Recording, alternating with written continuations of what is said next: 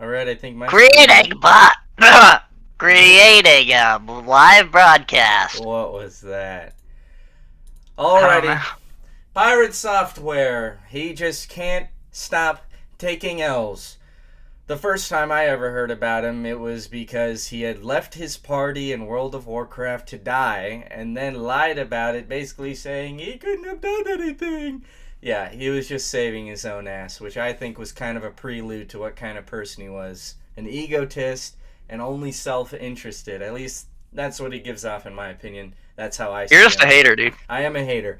I hate him because every time he shows up in my shorts feed, I freak out and immediately dislike and get the hell out of there. And before that, when he used to show up in my Instagram feed, I got so fucking tired of seeing his egotistical ass that I just blocked the accounts that were posting him. They're still blocked. I hate him.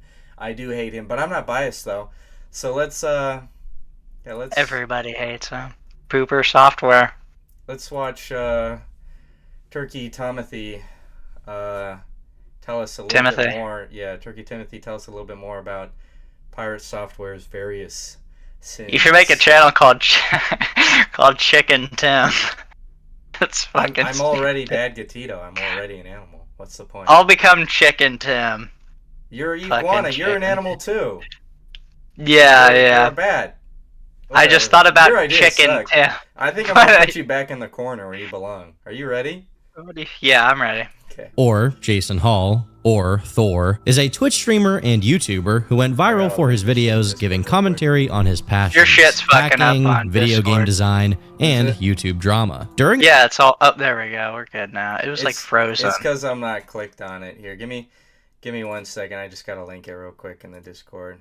To our huge Discord fans, join the Discord. There's do a lot of cool stuff there. There's like 50,000 people in the Discord right now, right?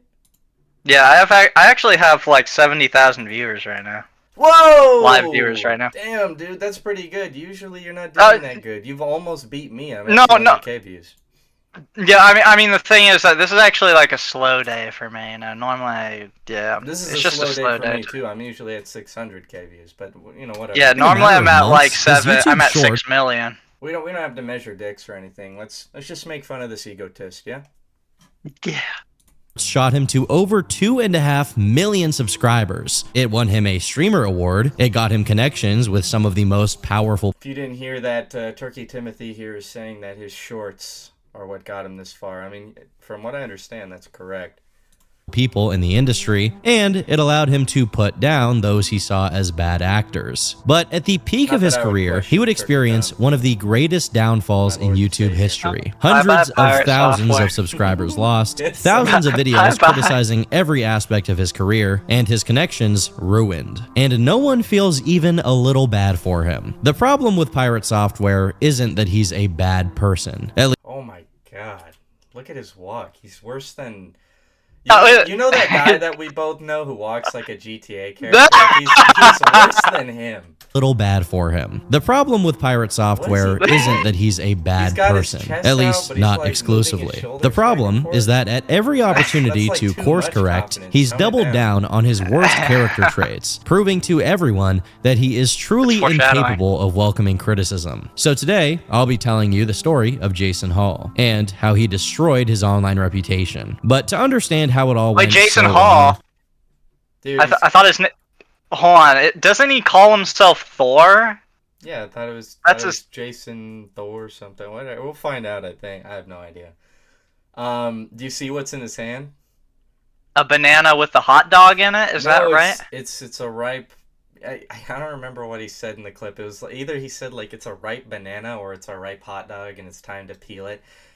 I believe this is the clip of his original voice, because if you don't know, his voice is fake. He's completely faking his voice. It's not real. We have to go back to the beginning. His LinkedIn page lists him having gone to high school until 2006, when he would have been about 19 years old. It's hard to say, given how little is credibly known about this time period of his life, but it's possible he failed a year due to how much he was involved with, even at that time. During high school, he took part in the anime club, led the comic club, and listed himself as being a self-employed freelance security researcher and developer. What?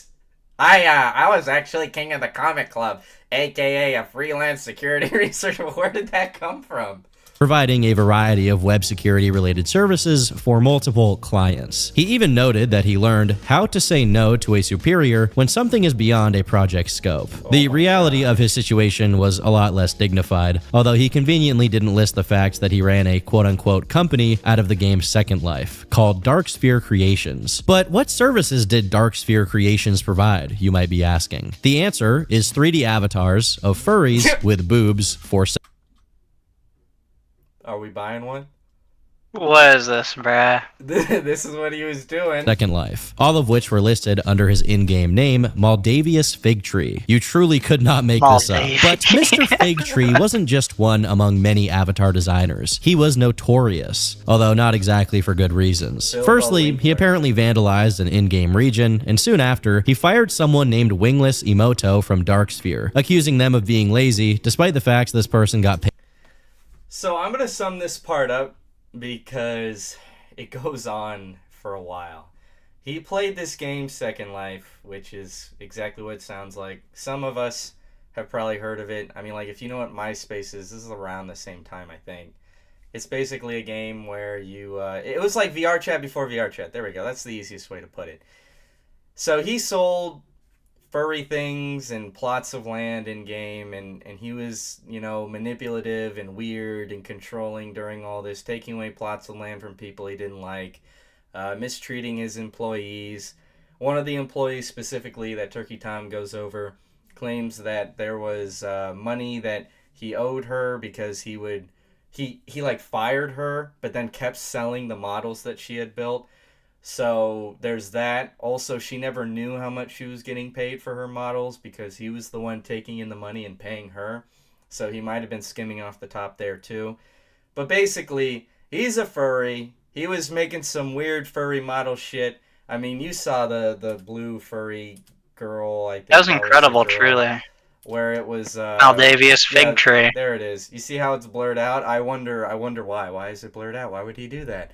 Probably because there's you gotta pay for the whole thing. And a big Fuda penis sticking out. I don't know. Yeah, and it's like sucking up a taxi or something. Kind of like Sandy Cheeks. What does that even? I guess it doesn't have a Fuda dick. Anyways, the point is that this is like his first known controversy. He was being weird on some VR chat cancer. Not too surprising. I don't want to go over the whole thing just because it is so... Like, he really goes in depth. Turkey Time really goes in depth on this shit. And, yeah, it honestly is kind of just like cringe gooner shit and him being full of himself and annoying on a video game. Like Gooner software. Think Gmod admin. There you go. Now let's go to the next thing, yeah? Maldavius software. WikiFur and his fur affinity, which were originally decked out in furry art and epic tea sippage. Top of the morning to you laddies, I'm a furry, but I drink tea. His WikiFur and fur affinity have been completely blanked. Did you see the ferret thing? But I drink tea. So you know he owns some kind of like ferret rescue, right? Oh, I didn't know that. Yeah, look at this ferret art on his fur affinity. That's amazing. I hope he's never jerked it to furry yif. I hope that's not a thing. Or furry yif, ferret yif is what I meant to say. I don't know what to say about that. Hook him up to a polygraph machine. That's what I say about Fur that. and fur affinity have been completely blanked and removed at his own request, which is publicly documented. Little fun fact here, his deletion request is in the same page as a discussion of Cord Kitty, who I've already made a video about. Birds of a feather, or furs of a fur, or something. But ultimately, his days of being a merchant on Second Life were numbered, as Jason was ready to make it into the big leagues. By September of 2009, he got himself a job at Blizzard. Yes, the same Blizzard his dad worked. Wait, Guana, did you know? Did I know? Yeah, did you know that he worked at Blizzard for 7 years? Yeah, I knew that much. I remember hearing this might be a little bit of foreshadowing, but I thought I heard something recently about, like, some old coworker calling him out for being like a some kind of like non-important worker or something. Like he didn't Yeah, even do this- anything of note. Something like that. I don't know. we'll be I didn't. going over I that. haven't looked into anything really. We'll be going over that. That's in this. Worked at. At face value, there's nothing terribly wrong. Whoa, who's the baddie?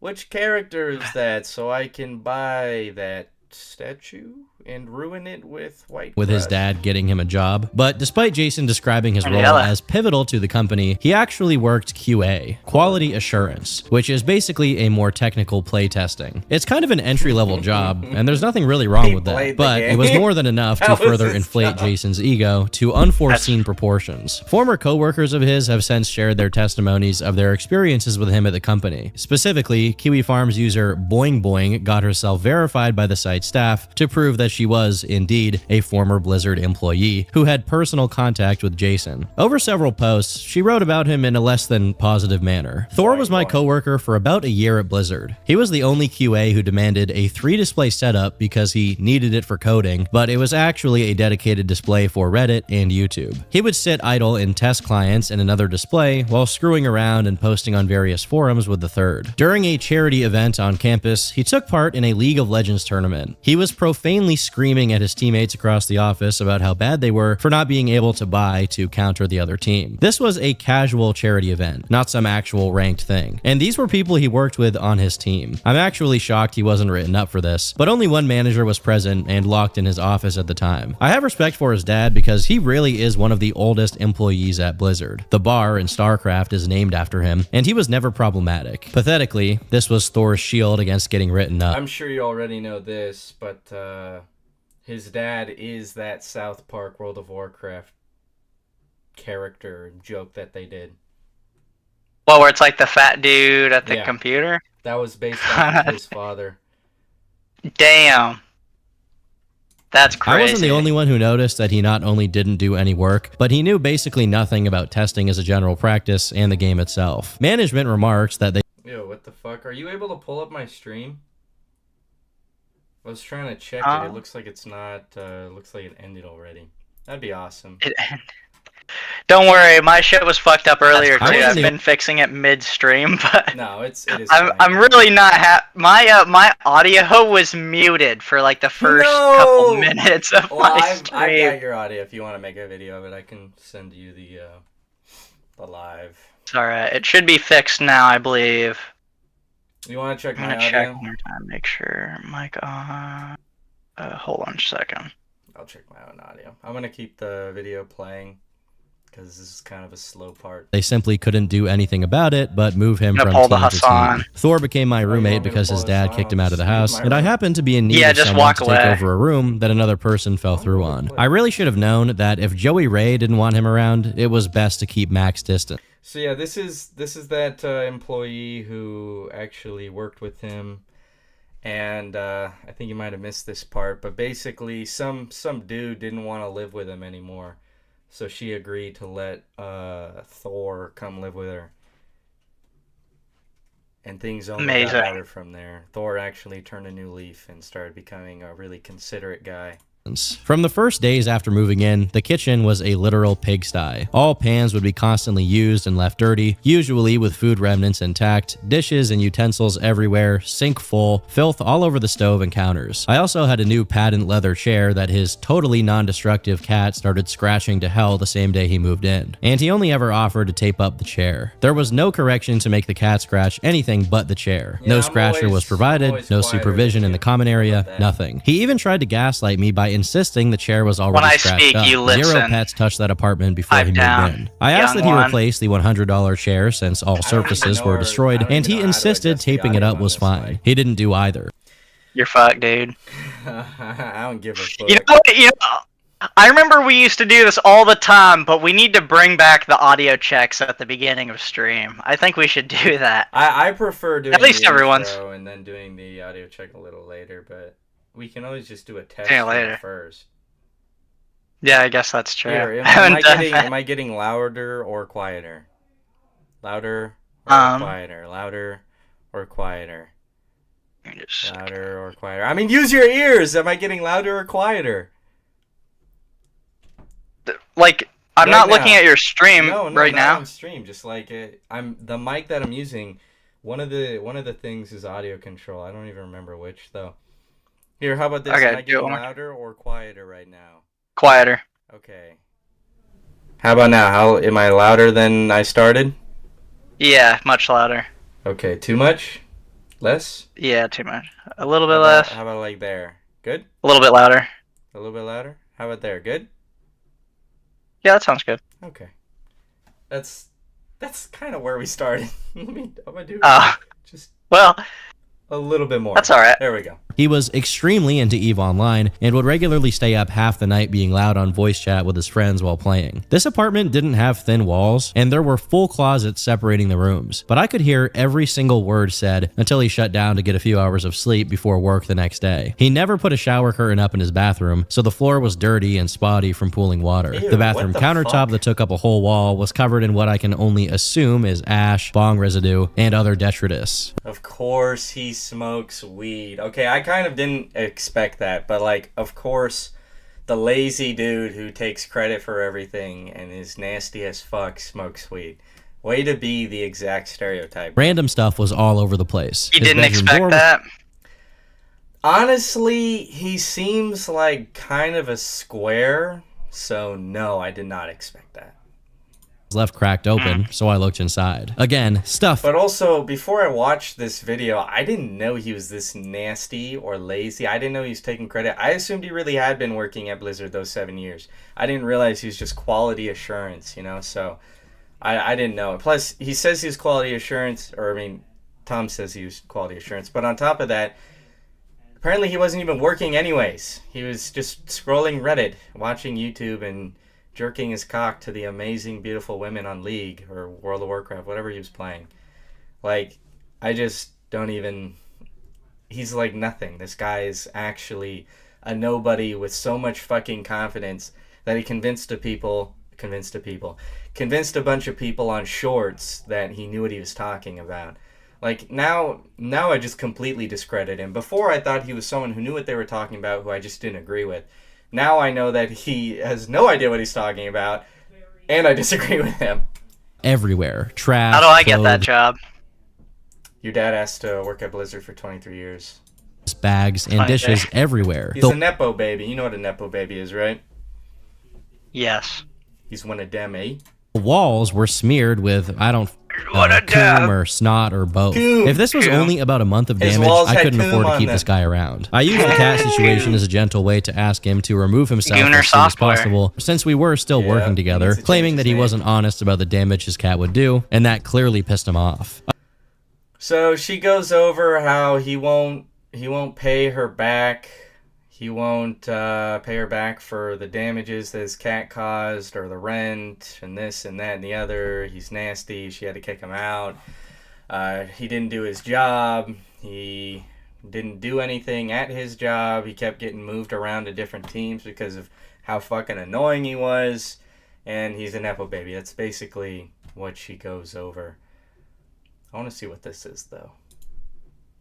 It'll become relevant very soon. While I'm presenting you all of this information in chronological order and with context, it's important to say that up until last year, everyone only ever heard Jason's side of the story when it came to his work for Blizzard. And it was a very different one than we got from his Yeah, that's exactly what I was saying. Like, I assumed he was, like, actually a professional. Maybe he's just a professional liar, I guess. Or, not liar, omitter of truth, exaggerator, stretcher of truth. Something like that. Now he's a professional quality assurer. Yes. That's what he is. That he is, except he's He'll not give very you a good good- at it. He's not very good at it. former coworker. He'll give you a good what? What are you going to say? He gives you a good, I don't even know. Never mind. Okay. So He assures the fuck out of your quality. I worked at Hell Blizzard yeah. for Assures 7 that years. it's shit. I worked He on assures everything that it's from shit. over there. Yeah. I didn't work on Burning Crusade. Go peel a fucking hot dog, you idiot. That was the only thing I didn't work on. I Is quit this the Blizzard real because voice or the fake voice? Fake voice. We'll hear the real voice clips soon. it sucked, dude. I quit Blizzard because it sucked. They paid me He quit Blizzard because it sucked. He was assuring the fuck out of their quality. And they didn't appreciate it. Thankless job. That's some bullshit. Give my man a raise and a tuggy. every day. And a parking space, because he's assuring quality really good. I think, with 3 screens on Reddit and YouTube. And League of Legends. He's like it's like one of those tablet kids, you know, I gotta be stimulated. He's a tablet kid. Yeah, he's at his desk like this. I know you can't see me, but just imagine some dumbass pose. That's him at his desk. 36% of industry standard for my job. The working conditions were terrible. The working conditions were terrible? At Blizzard? He was allowed to do whatever the fuck he wanted, and he even got a 3 desktop setup. Like, dude, your fucking brain is terrible, dude. Hours were terrible. It's a legendary company because people put legendary amounts of effort into it, Like he did. even though they're under legendarily terrible working conditions. So I left, and I went to Amazon Game Studios, which is literally right up the street. I'm literally voice cracking. That's how much this guy pisses me off. 4 minutes away, and I got paid like a real human being. This is a classic case of Jason lying by omission, because ever since he left Blizzard, he's tried to paint himself more as a dev. But in reality, he never, not once, worked as a dev for Blizzard. Wait a minute. Did you see that? But in reality... Do you see it? What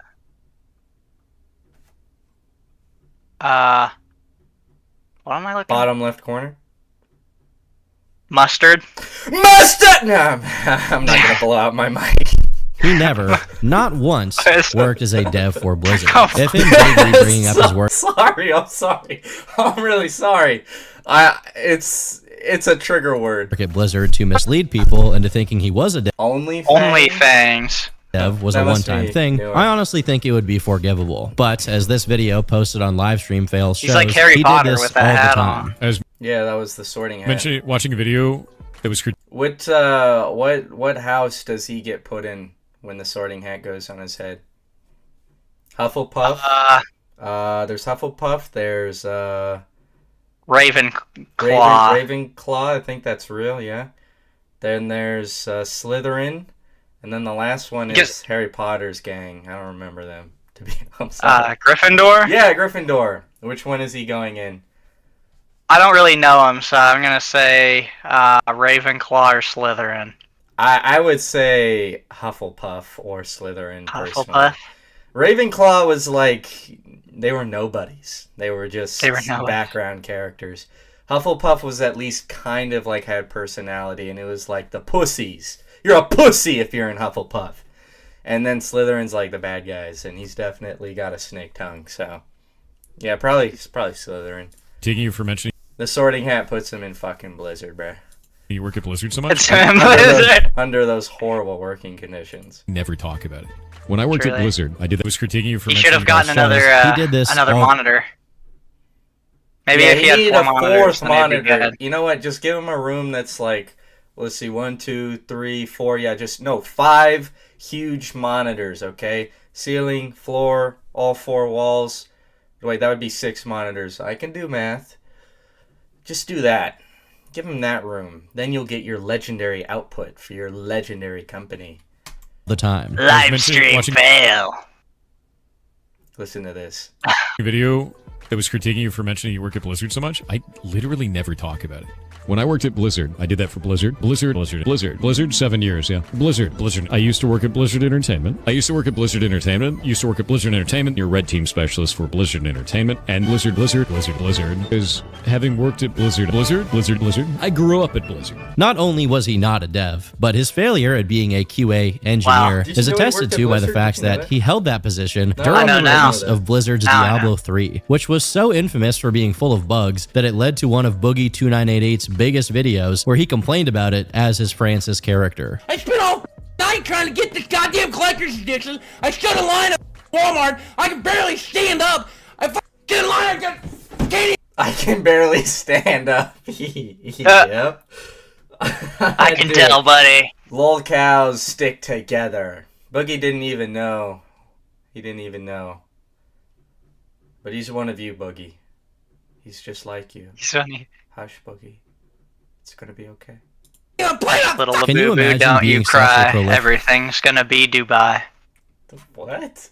What the fuck No, kind that- of brain rot is It's that? alright. With Lolcow It's alright. that you give an area buff to other lolcows. Him cockroaching his way through Blizzard for years, despite being viewed poorly by his coworkers fuck and even not is really that guy? Is achieving that his anything dad? of note, eventually got people's It does attention, look like which him. prompted people to accuse him of being a Nepo baby, someone who only he got is. their job or position or Why does he look so fucking gay? He looks like a baby in this picture. Yeah. Like, that's got to be AI edited. It's too smooth. That's not real. whatever, because they're a family member of someone higher up in the company. His defense against these claims has been That's real. somewhat That looks like inconsistent. real. Those who him. don't understand the term, a Nepo baby is somebody who got their job only through nepotism, never accomplished anything in their career, and never did anything to deserve the position that Nepo they baby have. My moment. father was the cinematic Interesting. director for Blizzard for Interesting. 23 years. He worked After he got a job as a full-on cybersecurity specialist at Eagle Research Group. This job in particular has become a cornerstone for his claims that he's a bona fide hacker with mad skills. But is he really? Well, he was eventually so confident about his work there that he gave an interview about it, where he was asked what he no. actually did. You're a hacker. A hacker for That's the government. That's where you like kind of started. An actual hacker. An actual hacker. Like Yes. not like Dude, look at his shit-eating grin. His fucking dookie feces in his fucking mouth as he's smiling. He is eating Bukaka. up the attention. He fucking loves gloating about this shit that he is no fucking business taking credit for. One more time. Look at this. Listen to the man's words, but look at Pirate Software's face. Work there that he gave an founder interview of about, where he Anonymous. was asked what he actually did. you're a hacker. Like that's where you like Yeah. kind of An started. actual hacker. An actual hacker. Like Yes. not like Yeah. I'm a hacker type. No, you're an actual Not a script hacker. kiddie. You Yeah. won. like an actual hacker. Yeah, yeah. It's kind of funny that Con Carnage in the bottom left says, not a script kiddie, when that's exactly what that female coworker of his was calling him, a script kiddie. I had never heard of that term before this whole drama went down. Really? Yeah, no, never. I don't know where it comes from or what it means necessarily specifically originally, but I do understand that it basically means like you're not really that good, you're not really doing anything that crazy. I understand that much. And it's funny to see him go like, no, I'm not a script kiddie. Yes, I'm a master hacker. Like you said, founder of Anonymous. Yeah. We're watching a master at work. Oh, we are reaching levels of meme. My Never last job was before hacking power thought plants for the federal possible. government. I Yeah. worked for the United States Department of Energy. Drop of a hat, you were leaving on a plane tomorrow to fly to some state to test a thing, right? And Yeah. Whoa, my general badass. wheelhouse control is physical access control systems, so breaking and entering, Wi-Fi related vulnerabilities, web related vulnerabilities, and social engineering. So those were my primaries when we were on those tasks. And they wanna just see fly him us without to a site, makeup. hack the site, write a report, go home. And I had to wear a suit the whole time, Jarvis. and they made me Funny come that you say that. I think we actually do have a photo of him without makeup. Jarvis. I believe we AI do. generate an image of him without makeup.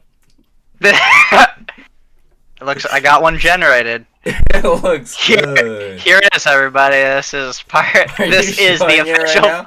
Yeah. This is officially pirate software without makeup. He fakes his voice and he wears makeup. Tisk tisk pirate. I mean, that looks like him. Questionable I'm not really convinced It's that uncanny. it isn't him. it is for Jason to have worked could on be. preventing breaking and entering in federal nuclear facilities. What really stands out to me The here dude is in the that bottom pesky left little looks like phrase, Shard Crimson social Club. engineering. While social engineering is very much an approach to gaining access to systems, social engineering basically means tricking people into giving you their access. Which And is it can be not done hacking. completely unrelated to any hardcore actual hacking. Regardless, he continually leads people on Hey, to think look, he's it's some Shard kind of Crimson code Cloud. You wizard, made it. usually bringing up the 3 badges he got from Defcon. So DEFCON 24, I had just won DEFCON 23, so I was on my team at the time, which is Council of 9. For those who are unfamiliar with it, Defcon is one of the most established conventions of the hacker community. But despite how much weight he put, is one of the most established What's this man looking at? Mudahar, get your eyes off that lady's tatas. No, that's the completionist.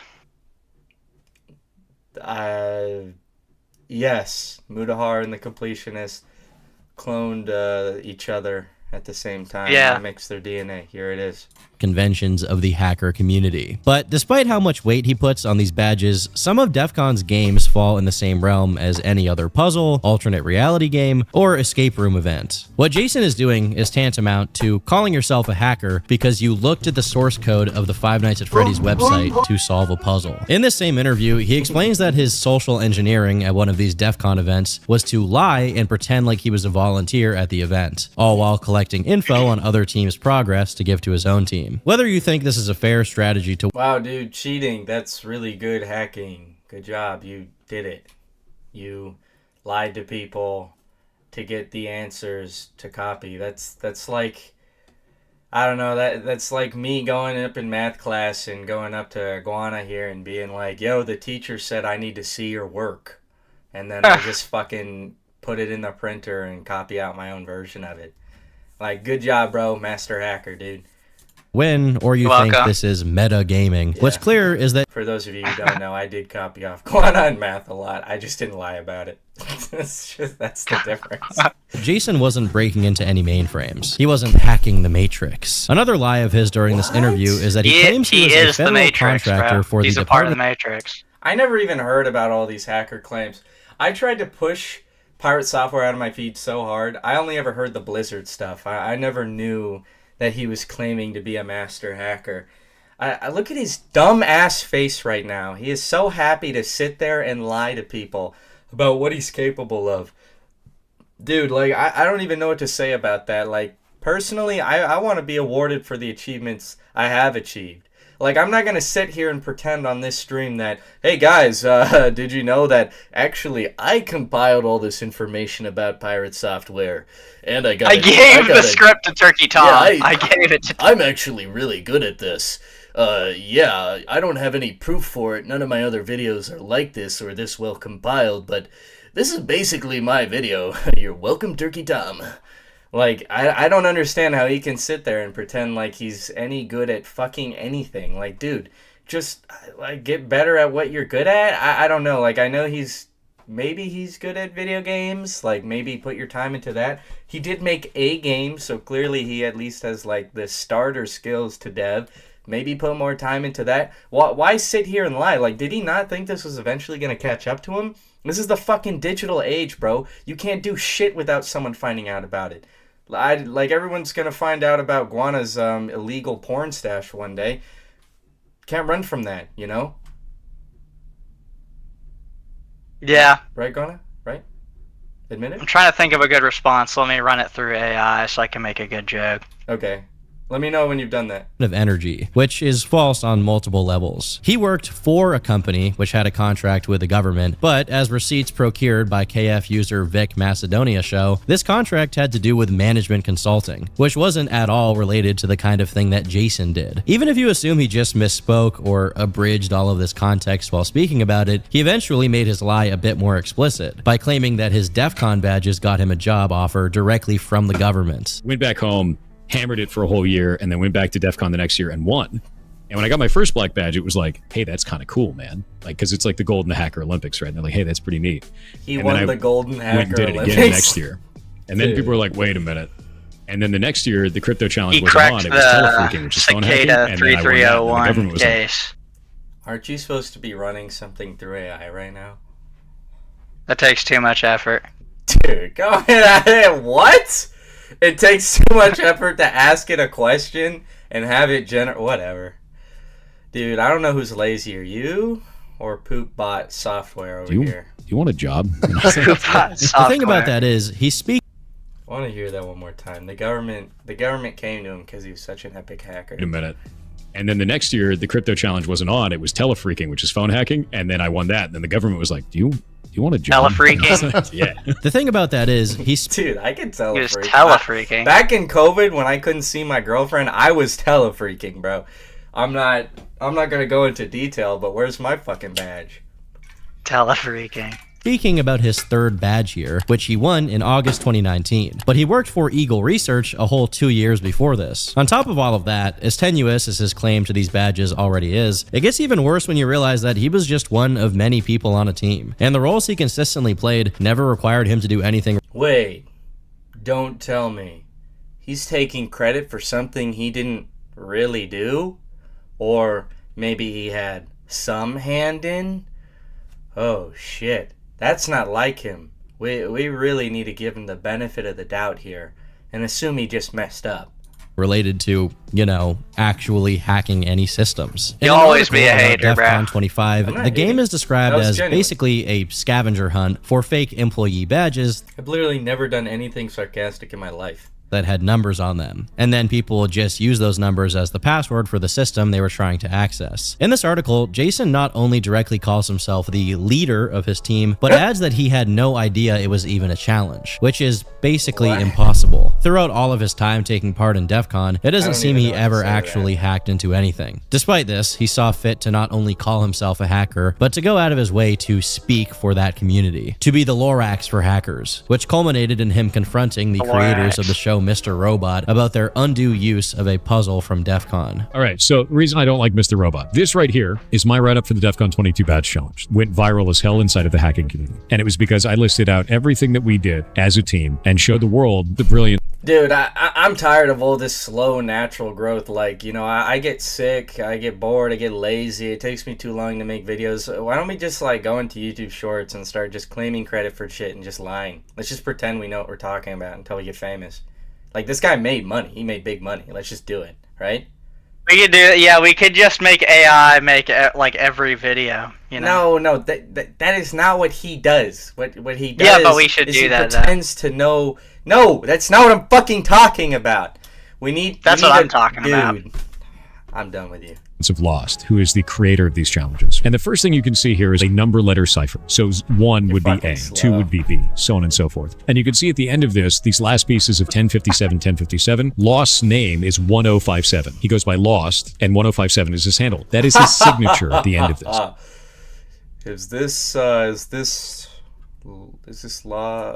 And now let's go to Mr. Robot's Twitter. Understand that this was the only place in the world that this was listed. Mr. Robot reposted this right here. That's that same string. But what did they leave off the end? His signature. This is the same as taking an artist and removing their signature from their piece of art. They made it public to millions of Mr. Robot fans. And those people went and found all of the breadcrumbs that led after this, which led to Lost's personal phone number. He got tens of thousands of calls from fans of Mr. Robot thinking Mr. Robot was running an ARG. And I stopped watching the show as a result. And they never took it down. This would be bad if it were true. Once again, this is a case of Jason taking liberties with his storytelling. As it turns out, this lost person he's trying to white knight for here actually worked with the show as a consultant, a fact which was documented by Defcon itself, and it wasn't even a secret. Additionally, the tweet from the Mr. Robot page is just a Caesar cipher, which is about as simple as you can possibly get with ciphers. And the subsequent ARG it leads to does not contain Lost's number like he falsely claimed. You know what does lead to Lost's supposed number though? Jason's Tumblr post, in which he publicly documented and shared the puzzle which contained Lost's number. Then, after sharing it on Tumblr, Jason went ahead and linked that post in his tweet and then made a video about it, further signal boosting the Tumblr. They fucking leaked his number!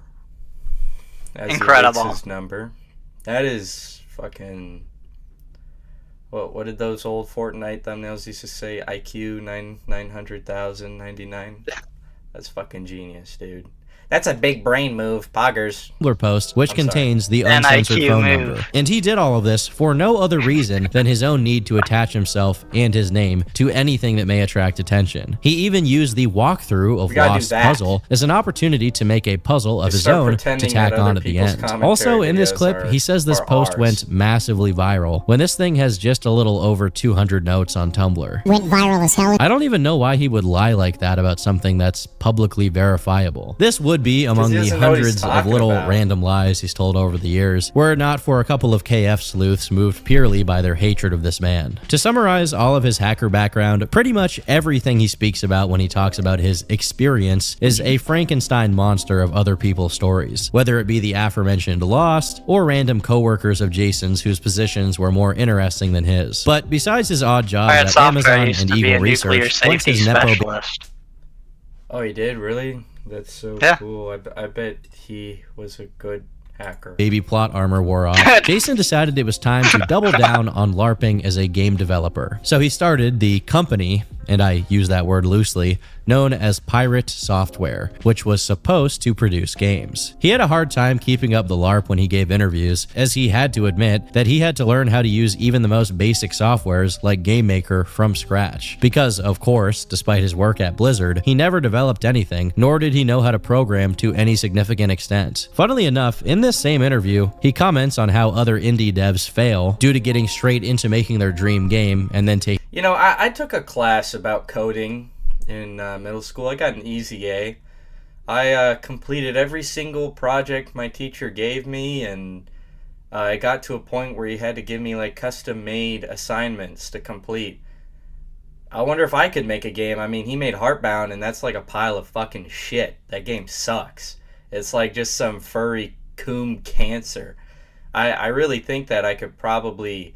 I'm not saying I could make a better game, but I think I could actually make a game. I made a few games, but they were like, you know, middle school edgy humor level. It was like... I made a couple games too. I made like Halo 3. Yeah, I made Halo 3. I remember that. You should make a YouTube short about it. You should Yeah, you should get on MS I'll make Paint and YouTube. explain how you made Halo 3. I think everyone wants to hear about that so it can go viral as hell. Taking forever to finish it, only for it to flop, when they could make a smaller game first to get the hang of it. In keeping with this theme, he made a game called Champions of Breakfast, supposedly in less than a month, a process he began with a Discord server. Apparently, the reason he did this was in order to build a community so that he could engage with and solve criticisms of the game. Because, as he puts it, every single person you take the time to work with counts, because that person is going to exponentially increase the size of your community over time. If only he had actually applied this mindset at any point during his life and concerned himself a little bit with how he was perceived by others. Although Champions of Breakfast went out without a hitch to mostly positive reviews, even it is tainted with Jason's narcissistic delusions about his tech savviness. In this video, he actually thinks that he's solved all of piracy. And if you look He's at this, done it. we have 160 achievements for it, Solved and all of them are very piracy. simple. The way that I did this is quite funny. I tried to find a way so that our game wouldn't get pirated, because it'd be easy to pirate it. We knew that you could break Steam DRM very quickly. This is your save file. When you first start the game up, it actually checks what achievements you have, and it unlocks powers based on your achievements. This is actually the save file for the character, so you can't pirate it because you can never use the achievements. It made it unpiratable. Now, some people have since taken up Genius. the belief that this was Jason purposely rage baiting people to comment on how wrong he was about the game being unpiratable. However, I wholeheartedly believe he's exactly the kind of guy who's enough of a goofball, huffing his own farts, that he actually thought this would work. Of course, this little trick is extremely easy to bypass, but ultimately, Champions of Breakfast is just a stepping stone to the real story of Jason's work as a game developer. A game called Heartbound. This isn't the work of a professional. This isn't even the work of an amateur. It's pathetic. It's most likely that you've never heard of this game, and if Who you the have, fuck was it's likely that? you only Damn. remember it for being one of the very few controversies that Matt ever It's got Undertale involved in. too. Basically, he played the game on GT Live and packaged the video as the next Undertale, although the name of the game is clearly stated in the title, thumbnail, description, and throughout the entire video, making it clear that the video isn't him playing a game that's a sequel to Undertale. I don't know if January is like Why has the he got drama month, Markiplier but I here? feel Don't like do that. there's already like Ugh. drama and stuff that's already like coming out Also, on she's bad YouTube as and hell, Twitter sorry. today. None of it revolves around us or has anything to do with us. So sad Matt Pat's gone. 2019, you started. Jason took to Twitter to voice his displeasure with MatPat's treatment of the game, specifically complaining that MatPat didn't link the game in the description, used Undertale in the tags, and got the studio's name wrong. As this was going down, fellow YouTuber Gamer from Mars made pretty much the definitive video on the controversy, which ballooned to nearly 2 million views. In it, he points out that including the link of a game in the description is not at all standard practice, actually nor looks should like anyone be Markiplier. expected to do it, Like, even from for a an indie distance, game. I And thought he was additionally, no one Markiplier for a actually second. sees the Really? tags on a YouTube video. Nah, bro. For those of you who don't know what a Okay. tag on a YouTube like video is, Steve. Yeah, it's that's red basically just hair. a thing that YouTubers do on the back They end look to the try and get their same. video seen in search results. All that MatPat did was add Undertale Make as a MatPat tag on the 5% more video Asian because than you have people who Markiplier. look up Undertale might have wanted to see MatPat play that game. Top of the morning, ladies. My name is Jacksepticeye, and welcome Welcome to Undertale! Fucking hate Jacksepticeye so much. Just a theory. A game. I've hated him You'll since, always be a The hater. conclusion that Gamer from Mars reached was forever. that this didn't at all constitute Yeah, some kind I of used to malicious watch clickbait, and the Markiplier worst a thing lot, Matt and I did hated was getting the studio's Jacksepticeye's name videos. wrong. And even that has the caveat that this wasn't in the video's metadata, but instead happened in the video itself. While talking about it off the cuff, Matt simply didn't say the second word in the name of the studio, and instead referred to it as pirate. Not only is this a What a complete nothing fucking burger, words like asshole. software or studios are commonly left out when people are fucking speaking about asshole. game dev companies. The developer of Borderlands is Gearbox, the developer of Doom and Quake is id, the developer of Payday is Overkill, and all of these developers have software in the name, but they're often referred to without it. Even companies with less common second words in their names like Square Enix are usually referred to by just their first name. Yo, There is seriously Daddy. nothing to be mad about here. And the real reason this even got off the ground is because Toby Fox, the creator of Undertale, No. a game whose community already hated Matt Pat for his previous interactions with the game, chimed in and sided with Jason. No, When somebody as Toby, legit as a dev as Toby no. Fox criticizes you, it's only natural for people to side with them. Toby And was on the so, wrong side of regardless of history how that day. small and petty this issue was, Matt Pat got dogpiled for relegating Heartbound to being an Undertale clone. The thing It about is. this is, the It person is. who's really responsible for making an Undertale clone out of Heartbound was Jason himself. The cover art with a kid character with a That- heart that sprite literally sticking looks out, like the the same reminiscent fucking in-game art character. style, the boss who looks like a heavily mutated flower monster who then grows a bunch of eyes, the Bro. anthropomorphic animal characters, the morally gray protagonist, the engine being the same, even the title, Heartbound, is an anagram for Earthbound, a game which heavily inspired Toby Fox in the creation of Undertale, whose sequel, Deltarune, is also an anagram. Now keep in mind, I'm not saying that this is Holy plagiarism. It's shit. not like Jason just made an RPG. Wait a minute, wait a Maker minute. Is that the starting area for the game? Wait. That is the exact same starting area in Undertale. The only difference is that you're in a fucking cave. It's literally the same shape. What is this guy doing? Toby, why did you You don't defend this actually man? know. You don't actually Let know. me guess This he might- fell. Let me guess he fell from the sky. Fuck you, No, he you climbed fucking out of idiot. the ground. No, dude, he climbed out of the ground. Toby is dumb, dude. I love Hey, Toby this might not Fox. be the starting area. It might be, but it might not be. I love Toby Fox, but that was a bad take. I bet Toby didn't even play the game. I bet you Toby didn't even play the game. game. He absolutely mean, made also- an Undertale.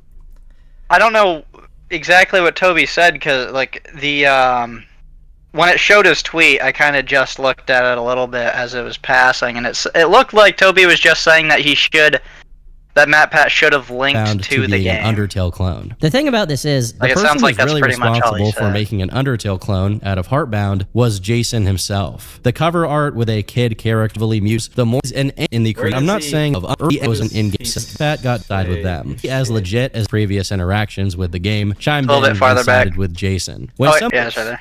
Fuck!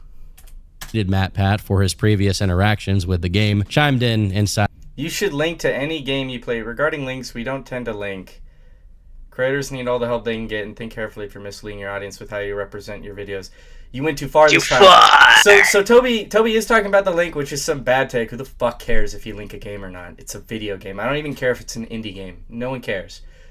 But the People care. shit I'm actually mad about. Well, I don't care about them. How about that? The shit I'm actually mad about here is you're misleading your audience with how you present your videos, because that whole claim was like they're not copies. It is a copy, dude. Like, it is a complete copy. He takes credit for everything. He copies everyone. Toby, you were wrong. I love you, but you were wrong.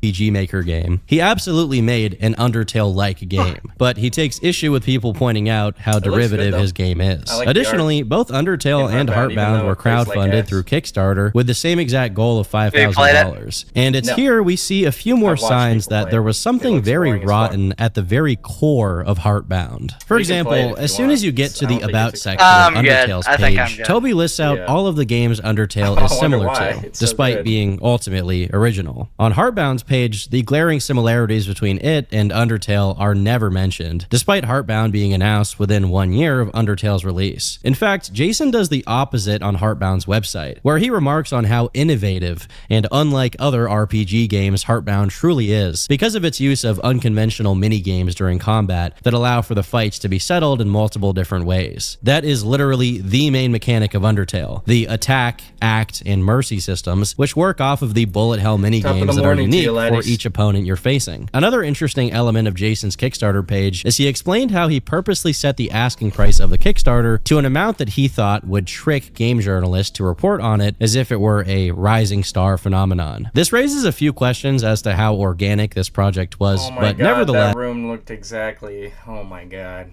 Oh my God. This is what he had to say once the goal was met. The next step was proving to everyone who invested in our game that we're not going to run away with their money, because that's a big problem for Kickstarter games. People go and throw their money at a Kickstarter, then the devs will disappear for 2 years, then come back and make something that wasn't up to par compared to what they promised on the Kickstarter. So we thought, what if we streamed it all? Everyone could watch us build our entire video game. Full open development. They could see every single thing that we ever do, and no one ever can say the devs ran away with the money. At the same time, the stream helps fund additional development on the game, so even though we put the Kickstarter to such a low amount, we're still getting funding to That's another thing. He says that people can watch him streaming the development of this game, but I think well, actually, it'll come up, so I'll just skip over that for now, but I'll say the other thing.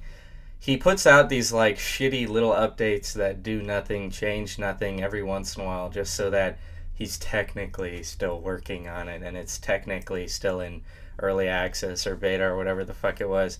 So, yeah, it has flopped. He did run away with the money, as he puts it, in my opinion. Continue the process of building Heartbound. It also gives an extra added effect to where, if in the future anyone tries to come around and say we stole their idea, we have 300 episodes of video evidence showing how we made the game ourselves. Okay. Stole their idea. Stealing an idea is a little bit different than stealing code. No one's saying that you went to Toby Fox and beat the fuck out of him and you were like, hand over the code. Where is it?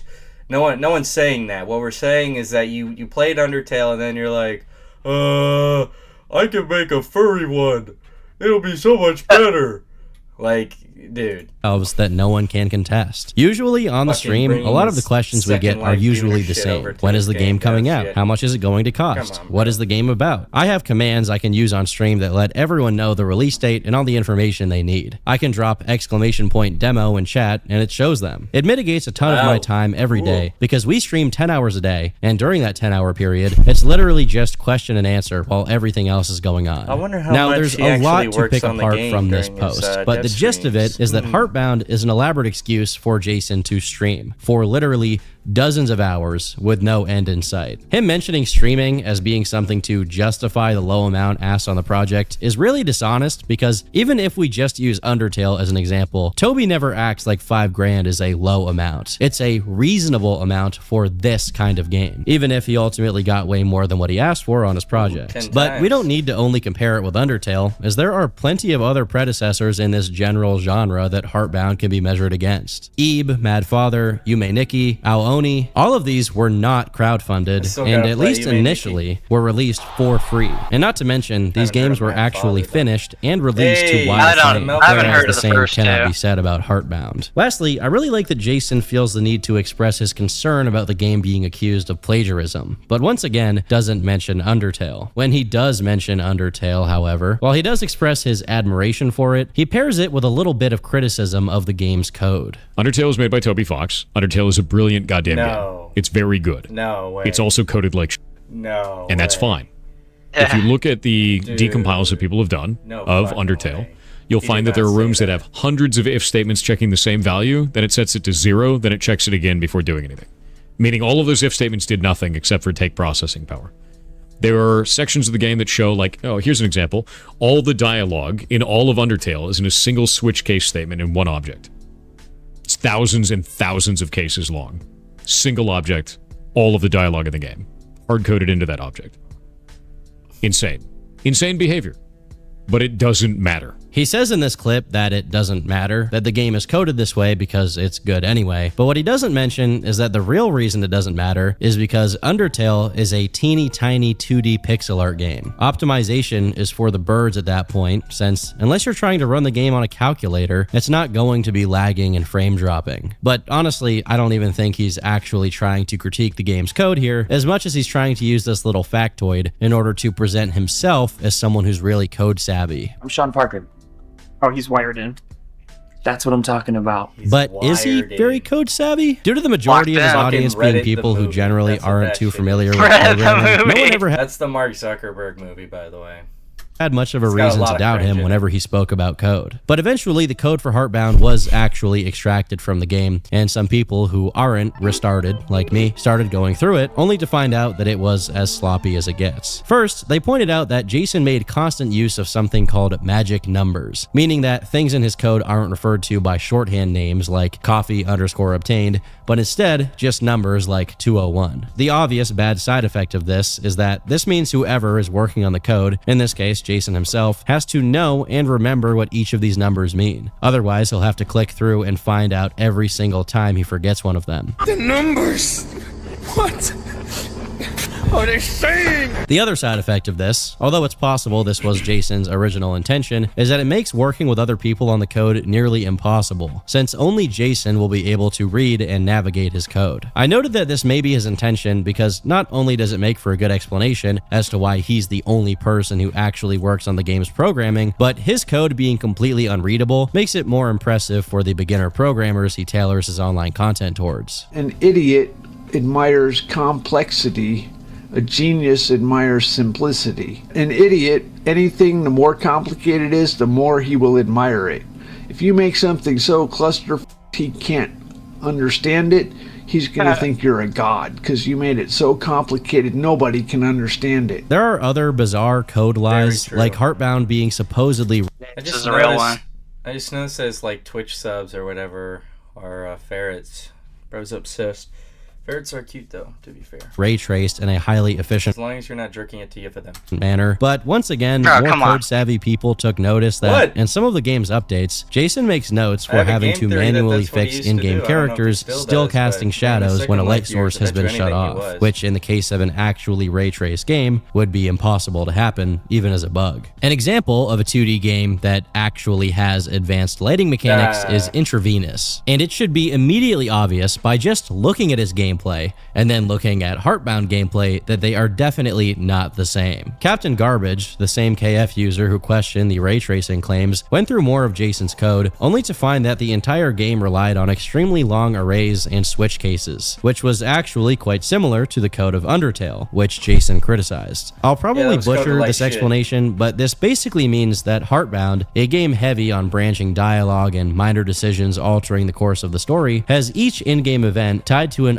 unbelievably long string of every in-game event that leads up to it and comes as a consequence of it. In turn, the longer the game goes on, every time your past decisions will affect what'll happen next, all of those cases have to be checked, as they haven't been collapsed into something easily readable. Worse yet is that were Jason to ever go back and alter something he's written, he'd then have to go look for each instance where his code is duplicated, which may be happening dozens of times throughout the entire game. Now, the alternative presented by Captain Garbage is ironically called JSON, or JSON, which is exactly fitting for the kind of game Jason is making and would allow for other programmers to have an easy time working on Heartbound, if that was ever his intention. Now again, I'm making my way through this explanation by the skin of my nuts here, and if you want better breakdowns of how bad his code is, other much more skilled people have already gone over that. But the key takeaways here are, firstly, it looks like Jason tried to make his code inefficiency similar to Undertale's, although he manages to outdo it. And secondly, this degree of amateur work is a sledgehammer to the reputation he built as some kind of programmer savant who hacked nuclear facilities or whatever. This isn't just inefficiency. This is slop of such nightmarish proportions that multiple people have pitched in to point out just how bad it is. Dude, I really hope that Pirate Software code stream screenshots are like just very early rough drafts of what he's trying to do. I usually do something like that to get the idea out and then I refine it, so I hope that's what I'm seeing, otherwise I'm better than him. Literally anything would be an upgrade over what is written here. Seeing pirate software code is like those images of streamers trying to craft nonsense in Minecraft. Either a web of lies or a web of his shit code. Despite a lot of the criticism he's gotten, Jason has gone on to continuously claim that his code is efficient and easy to work on, and the only thing that really took time was writing the game story-wise. Funnily enough, he mentions here that part of why it takes him so long to write is that he does it in 6 languages, and he reworks every single puzzle and joke in the game in all of these languages. And him saying this is a one-of-a-kind combination of an insane lie and an implicit confession. The insane lie is obvious. He doesn't simultaneously write the game in 6 languages. He writes the game in English, and then if someone who speaks a different language wants to translate it, he's cooperative with it. The implicit confession part is that the reason why it's so difficult to translate his game is the previously mentioned switch case issue. Because all of the branching paths are interconnected and dialogue options don't get collapsed into values that can be easily checked, whenever you edit what's written in a dialogue option, you have to go through the entire game's code to alter every other instance affected by that dialogue option, otherwise the game completely breaks. I know I've spoiled it a bit, but it shouldn't be surprising for you to find out that the game has remained an unfinished mess to this day. The original estimated delivery of the finished product on the Kickstarter was November 2017, but as that deadline approached, the game's website updated to state that the new date was in early to mid 2018. Then it was just 2018, no early to mid. And right beneath this question, he has some other entries stating that there will never be any DLC or sequels because he wants people to just get the entire story, saying that to even discuss a sequel would diminish what Heartbound could be at release. Then, in December 2018, the game comes out, and there's only 2 chapters out of 5. The third chapter remains incomplete to this day, and monthly updates consist of minor bug fixes and irrelevant additions that don't get the game anywhere near completion. It took years for the game to even get a quit button so that you can close it without having to press Alt and F4, and it's still without volume sliders. The degree of abandon here is Yandere Dev tier, the Ozymandias of Undertale clones. Now there can be arguments. Remember the Yandere Dev stream we did? Not really. Kind of, but not really. I fucking loved that stream. The shit he was saying was so cringy and hard to listen to. That was a good stream. I think that was the stream where we met that freakazoid who had 800k subs. Made that he's taking so long to finish it because he's the only one really working on the game, as the other people who are credited are an artist and a composer, and neither of them are programming it. But one counterpoint to that is exactly what we've been talking about up until this point. The reason no one else works on it may be that no one else can work on it due to how convoluted and horrific working on this thing can be. The other counterpoint is that Undertale, which was also made by one guy, with only the occasional help of an artist for visuals and such, and was also crowdfunded, was fully finished and released just 2 years after its Kickstarter campaign. You can also bring up Toby's other game, Deltarune, since it also released in chapters, but even then, the first 2 chapters released in late 2018, and now there's already chapters 3 and 4 out of a total of 7. That's 4 chapters in 7 years. And I should note that the first 2 chapters of Deltarune are completely free. We don't need to keep it confined to Toby's games either. Stardew Valley was made in under 5 years by a single dev. Braid was made in 3 years by a single dev, with only the help of a paid freelance artist. The first 7 Five Nights at Freddy's games, or 8 if you count FNAF, were all made by a single guy. The answer as to why Jason's game is going on 10 years strong as an unfinished mess is simple. He's streaming and play it. Okay. I want to hear it. I'll play the Gooner video that you've sent me twice now. Me and that boy are dead.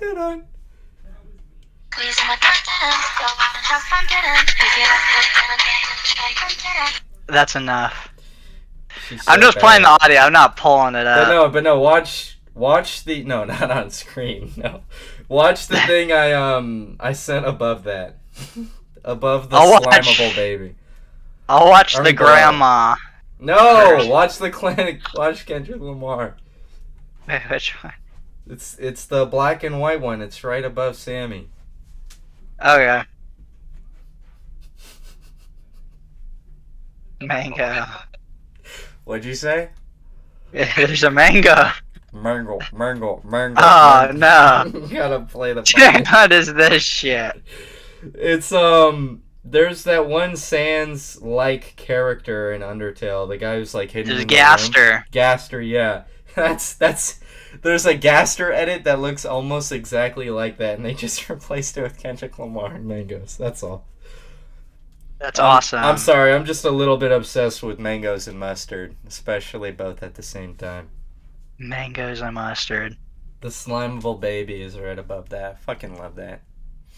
Instead of working on the game. Now, Jason really had no excuse for his lack of work on the game in 2019. However, ever since 2021, he started repeating a mantra that he had lost a whopping 9 months of development during the year of 2020 due to coming down with the big virus. Apparently, his illness was so awful that he suffered permanent lung damage and has to use an inhaler for the rest of his life. But once again, we come to the same question. Is this really true? Although Jason maintains this reasoning to this day, one user named Musashi's son begged to differ. By diligently going through his entire tweet history from 2020, we can see that in early 2020, Jason got sick twice, once in January and once in March, and both times he saw an immediate improvement within a few days. In the March case, he went to the hospital and got diagnosed with pneumonia, which was later confirmed to actually be bronchitis. But regardless, he made it clear on Twitter that he was tested for COVID and that it came back negative. He does indeed mention that he'd been using an inhaler for his bronchitis, and although beating it was tough, he was back to his normal self and streaming by mid-April, releasing another minor update to Heartbound in May. In both instances of Jason being sick during the year of 2020, it actually affected his ability to stream, which makes sense. What doesn't make sense is that although he beat his bronchitis in early April and made an update to the game in May, explaining that he lost about 2.5 months of work up until that point, there's no update for June, despite him streaming 13 days in June of 2020. If anything, while you recover from a respiratory issue, it should be easier to program than to stream. Yet he seems to only be capable of the latter. Then, all of a sudden, in July, he changes his story and claims it was COVID all along, with no mention of a new diagnosis or having gotten sick again, so it's clear he's talking about the illness he suffered from March to April that year. Fast forward to November 2020, and he completely retcons his original story, bringing us to a new timeline. He has been recovering for 8 months. Fast forward to 2021, and we get to the previously mentioned claims of having lost not 8, but 9 months of production to COVID. Keep in mind, he was streaming for 10 hours a day through the crushing majority of 2020, with no problem. Yet he couldn't work on the game? In a clever little boundary push, 9 months eventually turn into nearly a year. But after this latest development, Jason backs away from the COVID claims for the majority of 2022. Then, in June 2023, he goes on Twitter to announce that he has COVID, but this time, it only takes him 20 days to recover from it fully. That was a hell of a thing. That's the second time I've gotten COVID. The first time took 9 months to recover. This one took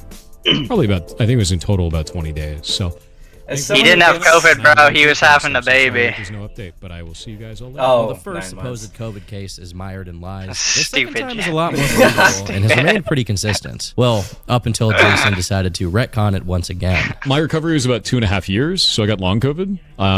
My lungs shut down at one point. Long COVID I almost is real. died. They had me in and out of the ER for a long time. I can actually show you this in data. Kind of wild.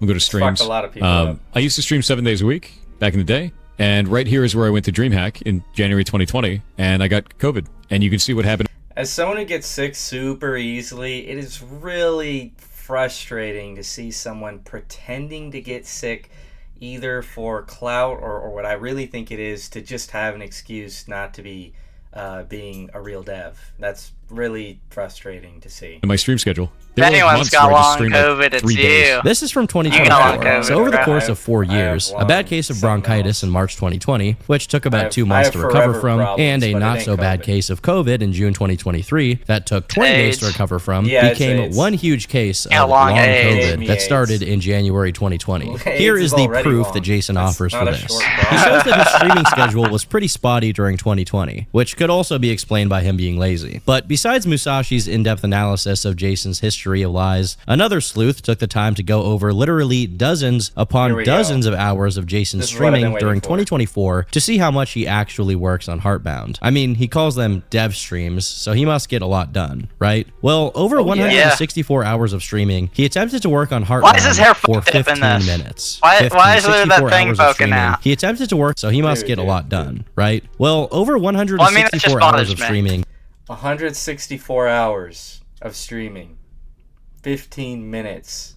He attempted to work on Heartbound for 15 minutes. 15. And I say attempted It's hard because work, all dude. of those 15 minutes consist of him trying to open Game Maker and then something going wrong until he gives up He forgot and goes the to do code. something else. Instead, he works on other random passion projects that he will never finish, or he plays Path of Exile, That looked or like he plays World of Minecraft Warcraft money. for Yeah, literally I think dozens you're of right hours. about the At Minecraft one money, point, 'cause he streams I saw WoW the for word Ender 24 chest. hours straight. When people who are familiar with him He's and probably his streams Minecraft point out how Ender little Pearl. he works on his It's game, like an he Ender always Pearl. responds listing all of the Yep. things he's extremely busy like a with, chicken adding that he works on Yep, Heartbound there we every go. day, when this is probably not true. But despite He their has a Minecraft similarities, server, by Jason the is way. no Yandere. There's Probably- pirate And the reason software I say without that makeup. is because he is much worse. Not finishing his game is actually one of his lesser offenses. After years of toiling away at his streams, in 2023 he began going viral on YouTube as clips of him started being uploaded. This is how the majority of Is this people the came to voice know him. part? And during this time, the consensus opinion on him was that he was a pretty good guy. People had no reason to doubt his credentials as a game dev and a savvy hacker, at least they didn't have a reason yet. By March of 2024, an interesting community decided to take notice of Jason. They were users of a subreddit that was focused on the MMORPG EVE Online, and they were accusing him of being an arrogant, pathological liar due to their experiences with him in-game. However, due to the fact that these people were Maldavius concentrated in victory. this specific games community, it failed to get any real traction. Stupid ass What people name. did start picking up on en masse is his voice, which sounded oddly deep in a very unnatural way. This was his explanation Here we for go. Went back to the doctor. Doctor's like, hey, sometimes in your early 30s, your voice can change as a man, and it's effectively second puberty. This is what I used to sound like. Second That's what I used to look puberty. like to this 5 years ago. Wait for this. This is awful.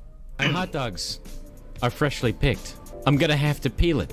I'm gonna Yeah. have to peel my hot You're dog. gonna have that to was peel it, it. dude. Every good hot dog needs to be peeled. Even if you buy into Oh, this second God. puberty thing, is it believable that it happens over the course of just That's 5 the kind of days? cringe Because humor my this is a brother's clip of him into, not speaking to from shit May on 11th of much, 2019. but Is this live stream of Chair Jam? It is. I just finished my chair.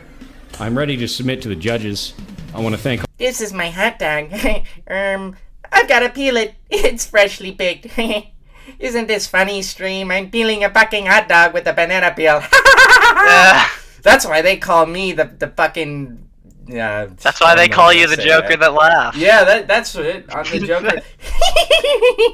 I'm the Joker who laughs. Oh fuck! all of you guys for being here for my chair building experience. And this is a Chair clip of him building. speaking from May 16th of 2019. Donut?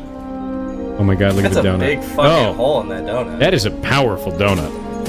Look That's how a strong these donuts are. But in fairness, in the first clip, Yeah. he clearly is in an unconventional streaming 'cause they were setup. taking So you could bullets. excuse it on that basis. The thing is, there are plenty of other clips where he's in his regular streaming Fucking setup, and MS it still Paint. sounds Get out of MS noticeably Paint, less bro. deep and bassy. The egg exploded. It blew up like a grenade. And the door of the microwave blew open. I don't know what Turkey Tom is saying. I think his voice is real. I don't know why he's claiming that he's faking his voice. Nobody even does that. It's stupid. The door of the microwave blew open from the Yeah. force of the egg Yeah. exploding. And The way that it sounds like it's peaking whenever his voice gets particularly bassy suggests that he at least has some kind of EQ that's really boosting the low end of his voice. While this has always been a topic of discussion, not just for Jason's detractors, but also his fans, eventually KF user Yats actually looked at the spectrogram of an interview Jason gave, and he noticed that whenever the audio consists exclusively of Jason talking, there is a very noticeable hole in the mid-range, almost as if he's lowering them out of existence. This can't just be a noise filter, because he still has high end on his voice, so his S's don't sound weird. This absent mid-range is not there whenever anyone else on the panel speaks. Additionally, there's a few clips of him where it sounds like whatever he has on his audio is struggling to function. I don't know what that gives me, though. What is that supposed to do? Whoa! That- It's like the fucking dude. The Just real breaking containment. Yeah, it came out for a second there. The demon possessing him revealed its face. Oh my gosh! One more time. What that gives me, though. Sounds like whatever he has on his audio is struggling to function. I don't know what that gives me, though. What is that supposed to do?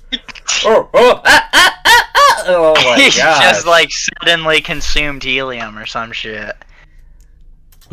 My hot dogs, my hot dogs. How do I put that shit in there? Oh, God. Now keep in mind, his audio going out may just be Do you think he swallows hot dogs whole? Oh yeah, whole ass bratwursts.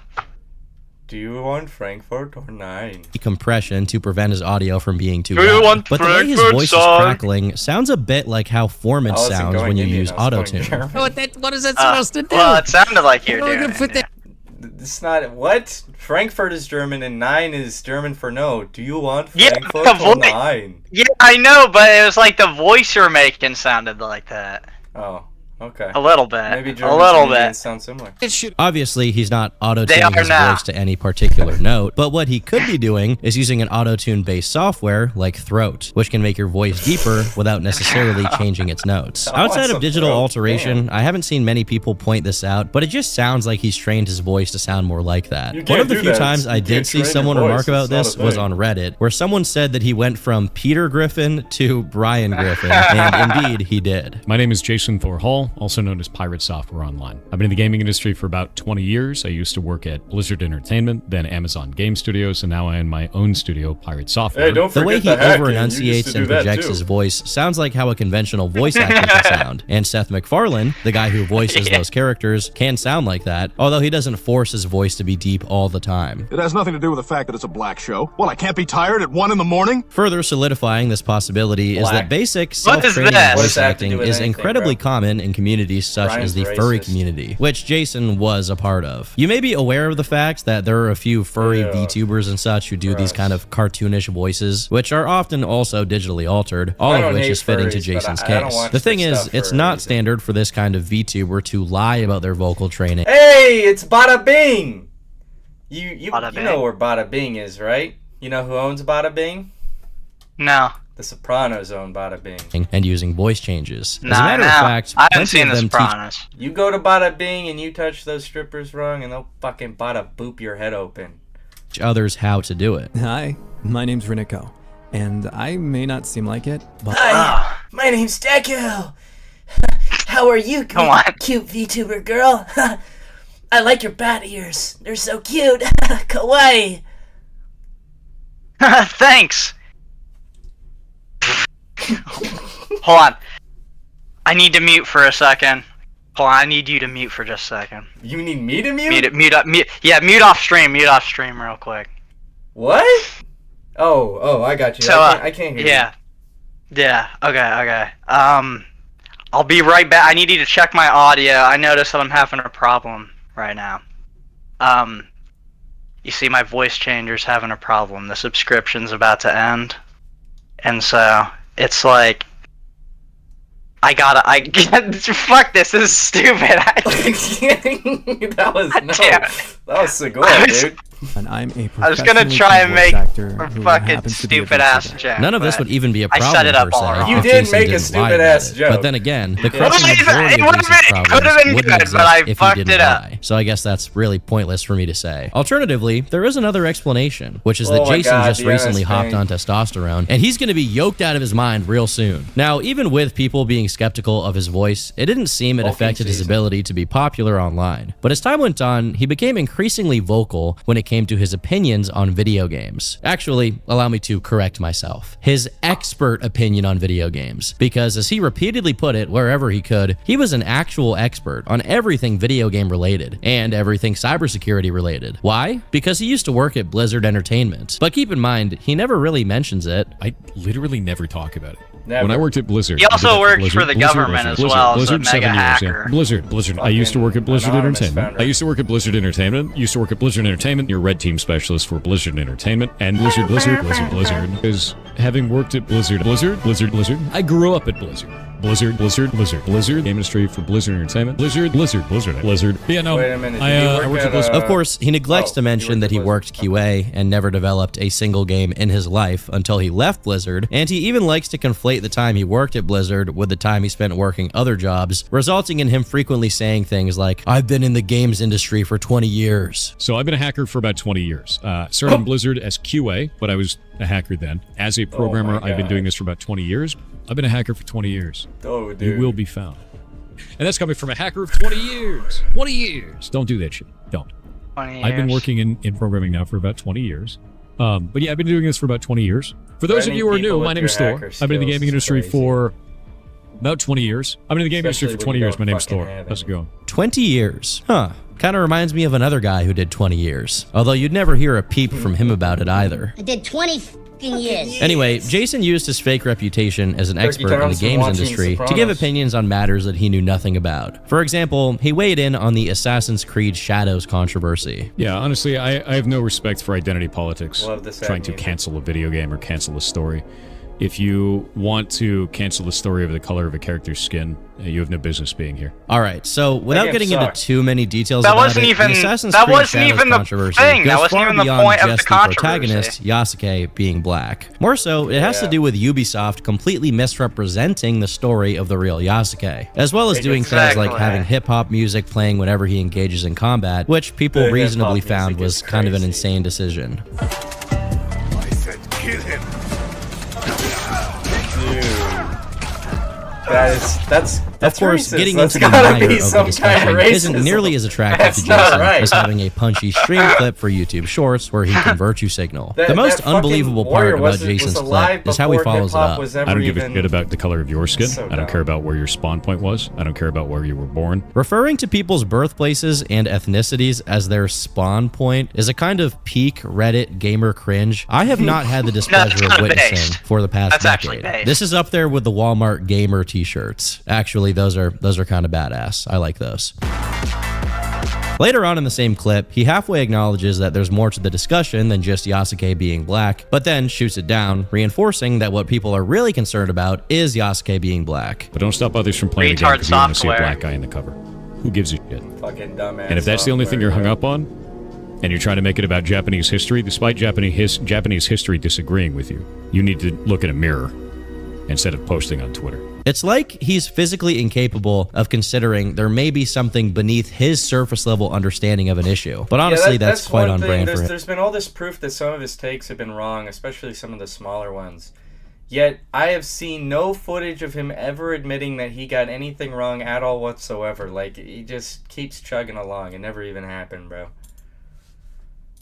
Whether it be game development or hacking, Jason has a chronic allergy to going past surface level knowledge, but this doesn't stop him from commenting on everything. Another case of Jason's extreme Just tone like me. deafness and inability to read the room was his brief online campaign against something called spy.pet. Again, this drama goes a lot deeper than I care to get Is into this the here, one about but in the early Discord? 2024, there was a significant online upheaval against boy kisser communities hiding in plain sight on Reddit and Discord. These communities were known to attract and harbor a lot of people who not only publicly fantasized about preteen boys, but also shared illegal material involving kids. One of the tactics deployed against these people was the use of something called spy.pet, which used bots to scrape through over 14,000 Discord servers, which exposed how vulnerable Discord I really was. don't remember On April even 19th, hearing about a this journalist named Joseph Cox wrote an article Discord about shut it down pretty spy.pet quick being from what I weaponized by Kiwi Farms, but neglected to mention that this weaponization Because was it basically specifically showed that targeting Discord the was boy shit at their kissers. job. Instead, the article claims KF was targeting a queer community on Discord, not specifying which or why. Now, you'd think that this The would be the pedophile moment for queers. someone like Jason, hackerman aficionado, to have a criticism of Discord's management for, you know, exposing their users like that. Or at least he'd have the wits about him to simply stay out of it, given the very controversial nature of this incident. But instead, he did what he always does. He went off half-cocked with insufficient information and began openly and unilaterally antagonizing spy.pet as if this was a clear-cut case of malicious hacker activity and not the reality of Discord operating with a massive and exploitable hole.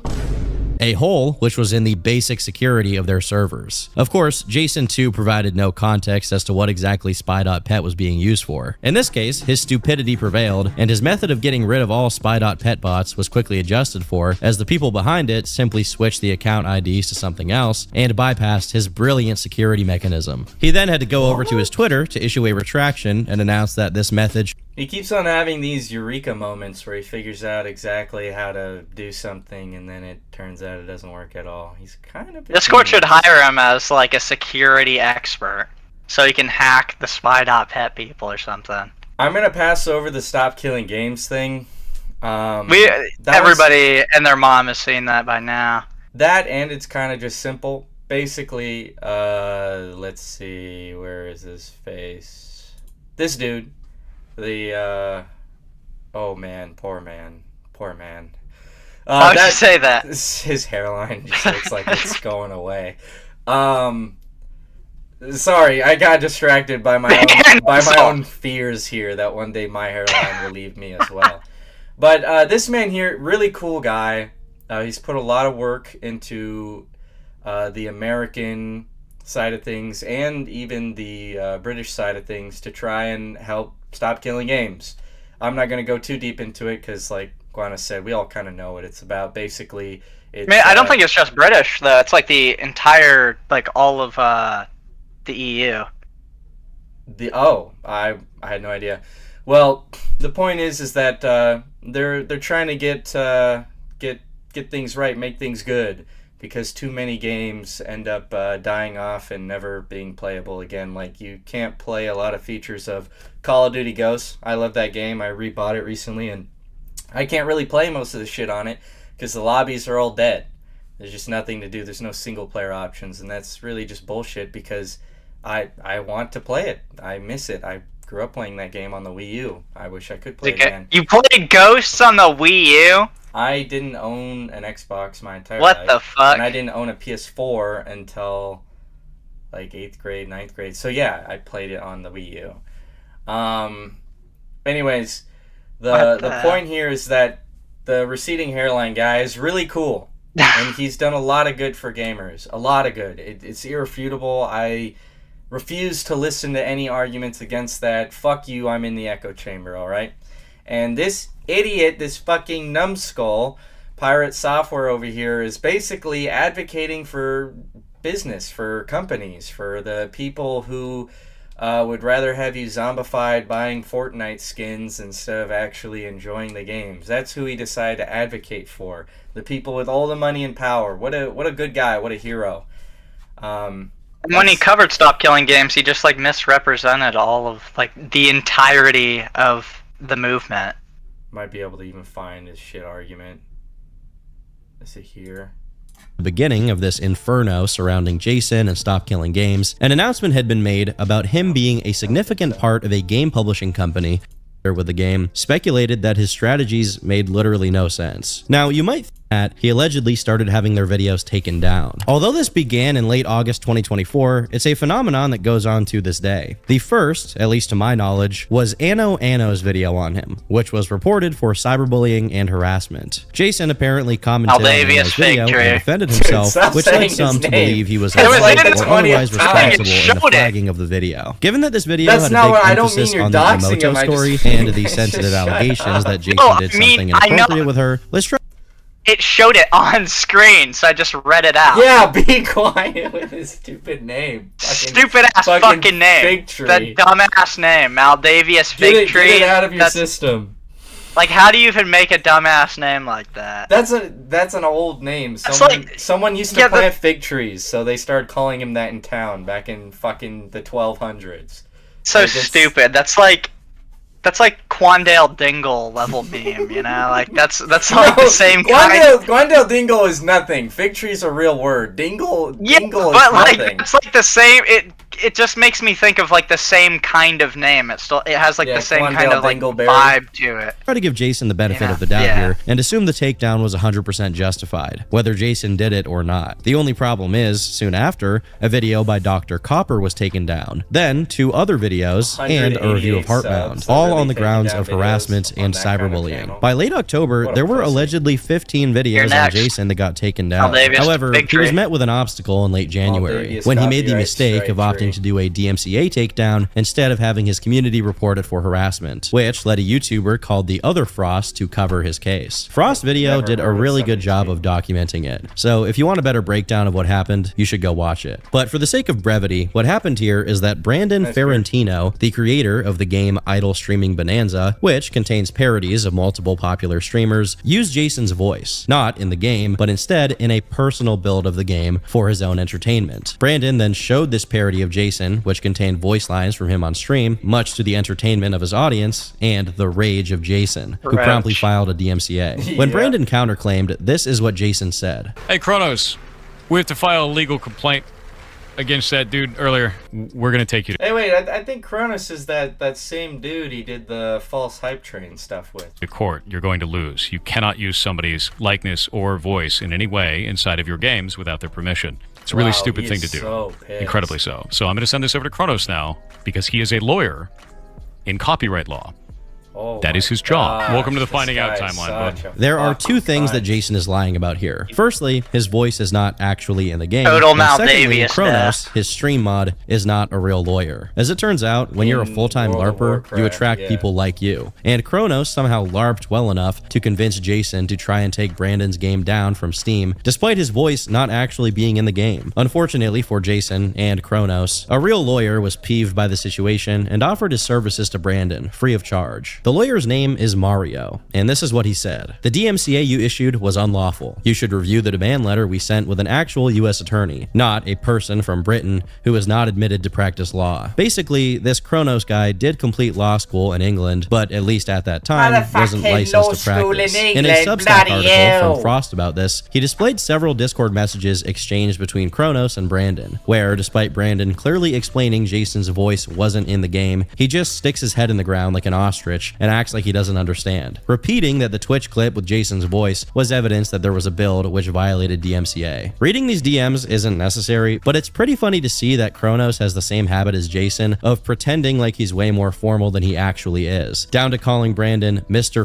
Ferentino over Discord. When Mario started talking to Over Kronos, Discord is however, crazy. we see a radical shift in tone. So here, Mario says, "I am going to demand that you immediately withdraw, or I may seek damages under Lens v. Universal. That is not a threat. You are not correct, nor should you be dispensing legal advice as to the 14 days being an absolute shield to liability. I will send legal correspondence. I do believe my conversation with you is at an end, as you are not an attorney, nor does it seem you are authorized to handle a legal matter for Mr. Hall. I will Boom, direct get correspondence fucked, to him Kronos. directly." And then Kronos says, "We will be withdrawing the DMCA once we have prepared the documentation to do so. We then need to email this to Steam, the platform to which the notice was filed. I do not know what their process is on their end. I recognize you will be sending a letter to Mr. Hall and will inform him accordingly." It turns out we are not in the Fucking finding out whimpered away like timeline, a ferret. or maybe just Jason is. When the legal correspondence came to Jason, he didn't respond, so Mario followed up with more correspondence, prompting Jason not to admit that he was wrong, but instead to make a tweet making up an excuse as to why he withdrew the DMCA. The DMCA was absolutely not unlawful. We filed a DMCA in response to the developer claiming that he put my voice in his video game in a playable build, and he showed evidence of this on video via a Reddit thread. We took down the DMCA notice as he reached out and stated that he would be voice acting the lines instead. You're spreading misinformation in a bias form to generate views. We've handled this through the legal route as is appropriate. Fucking- In this same that's tweet, the Jason stupid-ass uses the same Spider-Man clip from meme where everyone's Reddit of pointing at Brandon each playing other. his personal build as evidence that this was a Oh, you're published making build, shit up when to make again yourself it look wasn't. good. Much later on, Jason made another statement. Yeah, on this we're subject, reaching this levels of time in the meme form never of a thought comment under possible, one of his so. videos addressing all of his Oh, recent God. controversies. But nothing new is really said here. As for all of the other instances of people's videos on him getting taken down, to this day, he maintains that he is not responsible for it.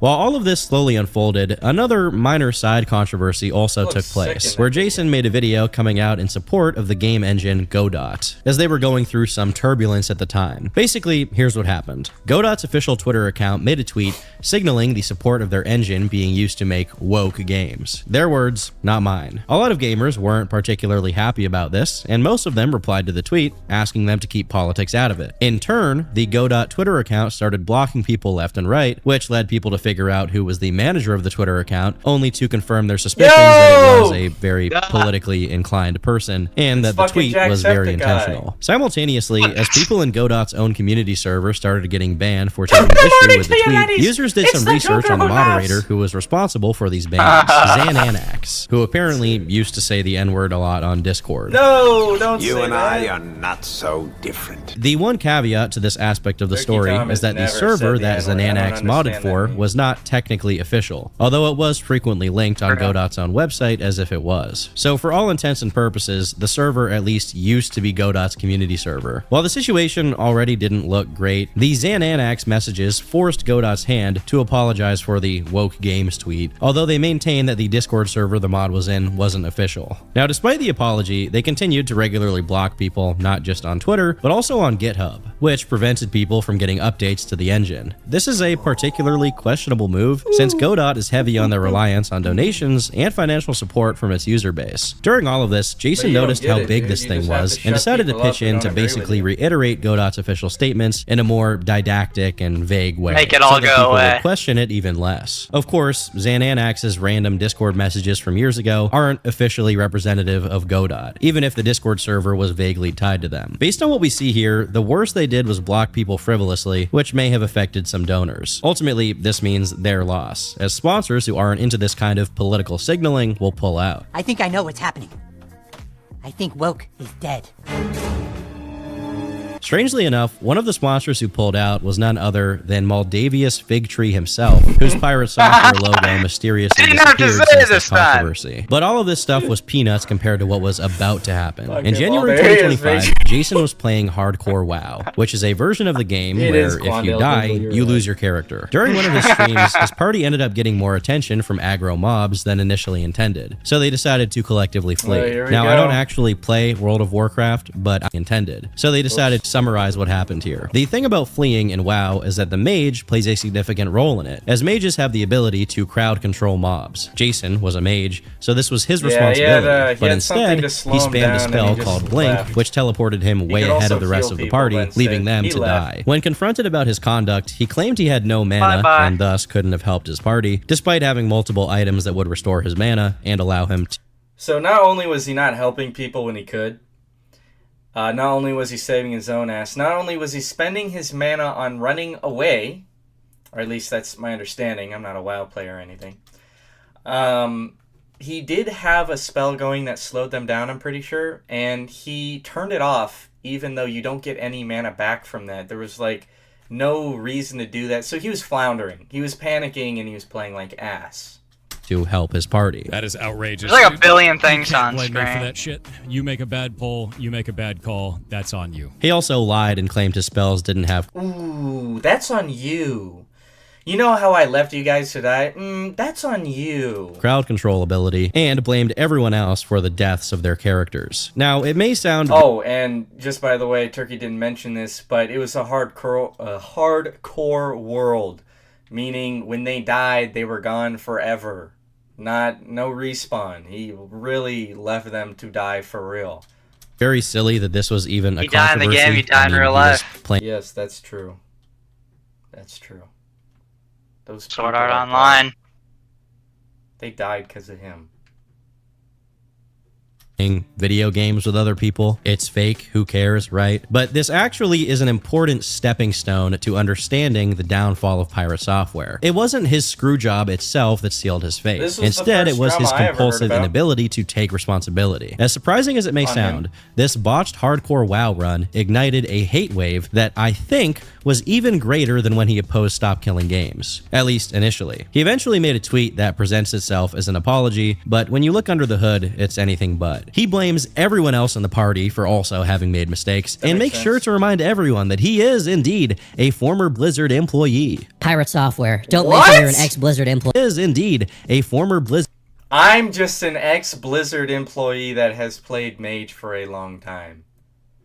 I'm assuming this is him basically saying, like, I know what I'm doing. Yeah. I think Blizzard made Just so you WoW, guys know. so I kind of get it, but the fact that he can't help himself but insert it everywhere. Oh. No, he literally never talks about it, though. Thank God for justifying my hate towards this man, because when he used to pop up in my feed, I blocked him and all his clip farming accounts, not because I knew any of the dramas on him. I just found him so fucking annoying. I hated his confidence and his voice. It felt fake to me, and it felt forced, and I hated seeing his shit. Plus, I didn't care about the stuff he was talking about anyways. So thank God for justifying my hate another day. I hate everyone, and I'm always right. I'm always right to hate. I will never stop hating. Blizzard employee. Pirate I'm the fucking day one hater, bro. software. Don't mention you're an ex-Blizzard employee challenge. Impossible. This tweet got to 4 million views, and he deleted the original VOD of him playing WoW, almost as if he was trying to sweep it under the rug entirely. Due to Jason's inability to just take— It's everyone's fault, but I'm gonna hide it because it's your fault. Take the fall. Soda Poppin', who is another streamer and the leader of their guild, which was called OnlyFangs, came forward on his Discord server and said this: I made the decision to kick Pirate from the guild. I felt a large majority of people in the guild felt uncomfortable playing or being around him, and all that drama that surrounded him at this point. Even though some people may not have felt that way, a lot did. And after seeing some clips today from him, quadrupling down, or I don't know what number we're on at this point, I think I'm making the right decision. But still, I feel bad. Try to just let this whole thing slide into forgetfulness and move on. Stay safe, gamers. This is about— From what I understand from all the accounts and all the dramas, like all the accounts of the different people involved with the dramas, involved with him personally, professionally, he's not like a mean dude. Like Pirate Software isn't like, I would say like a bully, or at least not outwardly. It's narcissistic. Yeah, it seems like he's just a really big narcissist idiot. Like, he's really full of himself, but there's nothing to be full of. Like, it's all void in there. His brain doesn't really have much going on. So, I wish he wasn't such a dumb asshole, because it sounds like he could have been something if he didn't waste all his time pretending. As polite as Soda Poppin' could be, but clearly it still got under Jason's skin, leading him to make this passive-aggressive tweet about it, followed by him suggesting that the entire guild was ganging up on him and being toxic. The news about this made its way back to Ross, who was still trying to promote Stop Killing Games, and this is what he said. If you're against Stop Killing Games, and it's because of what you heard from Pirate Software, I think he represented Stop Killing Games as accurately as he represented his behavior in World of Warcraft and towards the World of Warcraft community. Yeah, like he said, the guild he was in was something like, it was built on hate.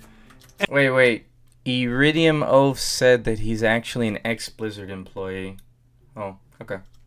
Didn't know that. And from what I saw the guild, it didn't look like that. It looked like they're built on trying to have a wild time or something, like, you know. So yeah, I guess one thing that is a little frustrating on my end is that there seems to be very little cross connections between people realizing what he did in World of Warcraft versus realizing he basically did the exact same thing earlier in Stop Killing Games. And it would be really great if we could kind of bridge those a little. This whole thing brought the levels of skepticism toward Jason to new heights, and people began combing through his recent content, detecting something strange. I watched his Animal Well playthrough. Okay, I watched the whole thing, but it was on second monitor. And I liked the video. And I remember thinking in the video, I was like, damn, he's good at puzzles, man. I was like, if I was doing this, I'd be stuck. That's what I remember thinking. Okay? And then during this drama, I'm like reading some of the comments on this WoW drama, and somebody offhandedly mentioned that he faked it, that he like looked up a guide, that he like was clearly like he says things that happen before he gets there, and he like, and I don't know if that's true, but I rewatched some part of the video, and with that knowledge, it looked so much different to me. So I'm not saying anything. This is not, I don't know. All I'm saying is I wish someone smarter than me could look into it. What you just saw was male pattern. He is smarter than you. I mean, sorry. What you just He saw isn't was lying. Lizzie Enjoyer. He's just sorry, that smart. That's not right. What you just saw was a streamer named Atrioc calling attention to this question, and he got what he wanted because people started looking into it. During his gameplay of Outer Wilds, which was specified in the title to be a blind long play, meaning he's playing the game without backseat gaming from the chat and without looking at guides, people noticed that whenever he got stuck in a part of the game, he started looking at his phone until suddenly he had an epiphany of how to solve the puzzle. Eventually, people did the same thing to the long play that Atrioc had watched, which was Animal Well, and once again, the same pattern of behavior appeared, with Jason suddenly getting eureka moments and solving things in an instant without ever working for the solution. He eventually caught wind that people were noticing and claimed he was playing games on his phone or texting. Why did you cheat in Outer Wilds? What? How the hell would you cheat in that game? Bro, we played it all live on stream. All right, bud. It's a wild-ass thing to say. You were typing and they assumed you were Googling?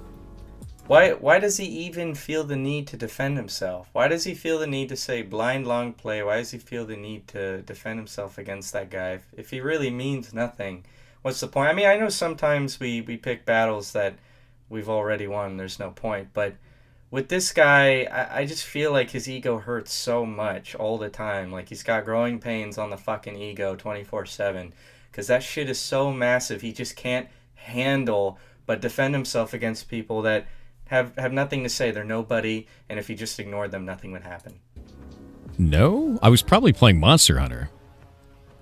Like, Yeah, I've been he's playing that shit on phone Monster for ages. Hunter I always on keep it his right phone. here. Not cheating. Unless I was typing to somebody or texting to somebody. I don't freaking know. Yeah, okay. Perhaps the most glaring example of him accidentally slipping up and revealing he prepared for a playthrough beforehand was his playthrough of Tunic, where he repeatedly managed to read messages written in the game's cryptic language without a reference sheet, or referenced parts of the game that he hadn't reached yet. Wait.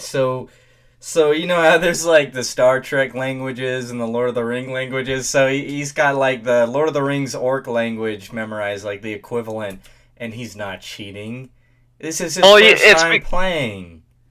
Well, it's because he made that language. Through beforehand was his playthrough of Tunic, where he repeatedly managed to read messages written in the game's cryptic language without a reference sheet, or referenced parts of the game that he hadn't reached yet as if he knew them beforehand. Wow. Maybe he was sick of making a fool out of himself while gaming, so Jason decided to return to another one of his supposed fortes, hacking, although that didn't go that well either. In the midst of doing one of his masterclass demonstrations, he thinks that he's figured out some kind of cyber attack involving something called a jump box, while inadvertently admitting on stream that he just walked into a VPN called Tunnel Bear without realizing he did. Provider's Tunnel Bear. Domain is digitalocean.com. Server for rent. Yeah, server I for have rent. no idea what 100%. he just pulled on normal himself. Stuff. I don't even understand. So what Turkey likely Tom this just is a said. rented server from the dude that's using this. One more time. Just Turkey. walked involving doing one of Tommy. his supposed fortes, hacking, although that didn't go that well either. In the midst of doing one of his masterclass demonstrations, he thinks that he's figured out some kind of cyber attack involving something called a jump box, while inadvertently admitting on stream that he just walked into a VPN called Tunnel Bear without realizing he did. Providers. Yeah, I have no idea what a jump box Domain is. is digitalocean.com. Server for rent. Yeah, server for rent. Freaky 100%. Normal stuff. So likely this is a rented server from a dude that's using this for attacks. There's your attacker. There's his jump box. We have his jump box. The negative feedback was just mounting more and more, and in order to stave it off, Jason was banning people in his chat by the thousands. 30,000 to be specific. At first it started because they didn't 30,000 people. On a political initiative, and now it's turned into how much money can I milk out of this? Oh, this guy Quinn Theo, he is on his ass. I don't know if you've seen this at all. Maury Calliope. Dude, look. He is on his ass. 1, 2, 3, 4, 5, 6, 7, 8, 9, 10, 11. It's over. He's done. It's over. It's over. He's over. He's over. It's over. 15, 16, 17, 18, 19. Oh, is it over? It's over. I think that's it. It's over. He is fucked. It's over. He lied. It's bad. 20. It's over. 21. 22. Destiny is being a gooner. Yeah. It's over. Yeah. Budahar is being super lame. Oh, any more? Asmongold's situation is insane. KSI crashed out on stream. I think that's it. I think it's only 22. Wow. Well, you went really far back. He's talking about Dog Pack. Well, this is the bottom, yeah. Jeez, Is he man. lying? This Quinn Theo guy, I like his profile picture. It's a little off-putting. He's on his Looks ass. like you. He is absolutely on his ass. That does not look like me. This looks like me. I look like that. That's you. I don't think I could make that face if I tried really hard. No. Put me at the Pirate beginning. software. No!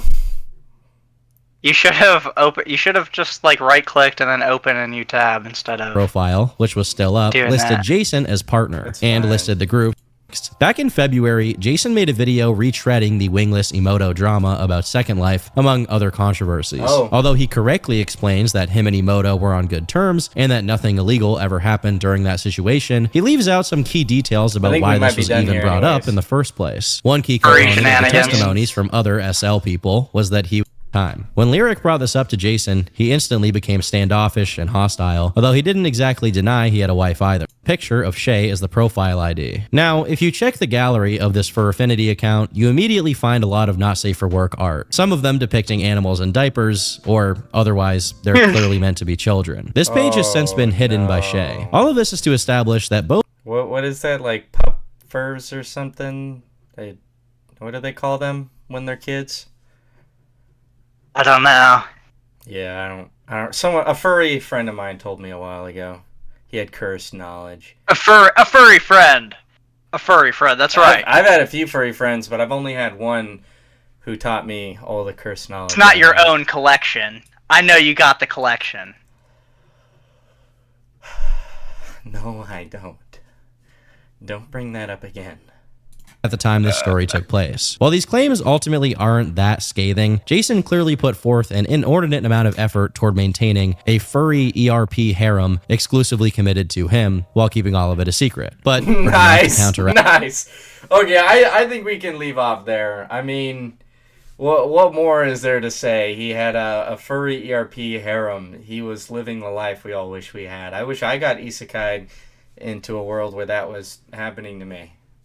And I wish they were in diapers, too. I think. Right? Yeah? Yeah. Yeah. Okay. You know, that's kind of the meta. You should just wear diapers from now on, because then you can stream and you don't have to go to the toilet. You can just shit your pants and piss your pants, and there you go. You're all good, you know? Yeah. Anyways, yonder hits you ASMR.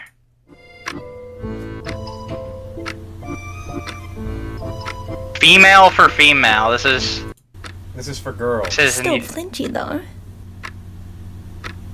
What? That bruise in your cheek is still there. Dude, this sucks. What? I tried everyone. That bruise on your cheek is still there. Just hit me. Hey, baby. I know you've been having some trouble sleeping recently, I have. but I want to help you. That's where we need to leave I've off been on. doing a bit of research, and I think I might know. I don't think we can play that. I don't think. Hey, there's only one way to find out. Just close your eyes, okay? No, I'm not. You can play the beginning of it. No, I don't. You can think play the I- beginning No, of it. I'm not doing that. You can just play the part before it even starts You talking. do it on your stream. Are you ready? I can't even spell soft. Yeah, Chad, so today I was supposedly cursed. I saw this woman breastfeeding her child in a non-optimal way, so being the kind man I am, I showed her how to do it correctly. I told her you should have the child latch at a 30-degree angle. That way, when her milk begins to extrude from the channel, it will flow more rapidly with the babe's suction, as followed. That's not 30 degrees, I don't think. Fucking idiot, you're right.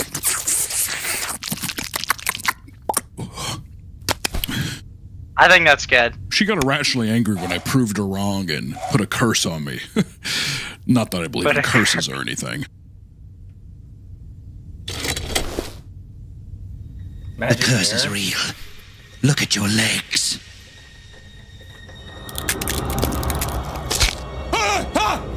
I can barely feel it. Pain is actually an illusion played on by the mind that... You fool! Don't you see your arrogance? Need I remind you that's what got us fired from Blizzard? Yeah, so I worked at Blizzard for 7 years. I barely think about it. It's actually funny, Chad. I'm considered the first second-generational hire at the company. Not that I even think about it. You're not even streaming right now! He's right. Oh, I knew that. I knew that, and I was just practicing before I go live. It's the most optimal way a streamer stays fresh when. We always practice before we start. Yeah, you should just pretend like you're streaming at all times. Yeah, that You would be can at really least good for admit your that mental telling health. a woman how to breastfeed her child was wrong. Turning into a slug. I would be willing to concede such an argument snail. if it wasn't something I'm so well versed in. spiral Let me monster. explain. You see, a gypsy's breast is typically in the cup size of B to C, albeit small. Canyon, why are we It talking provides about ample gypsy milk boobs? for her freshborn. Why does it matter that they're a gypsy? I think me can't Your have that ego big is going to fetish. kill us. Admit to yourself. You Oh, can be it's like wrong. Ouroboros. For us. What is that? The snake? I can eating be something? wrong, Yeah. but I just think a mother should breastfeed her child.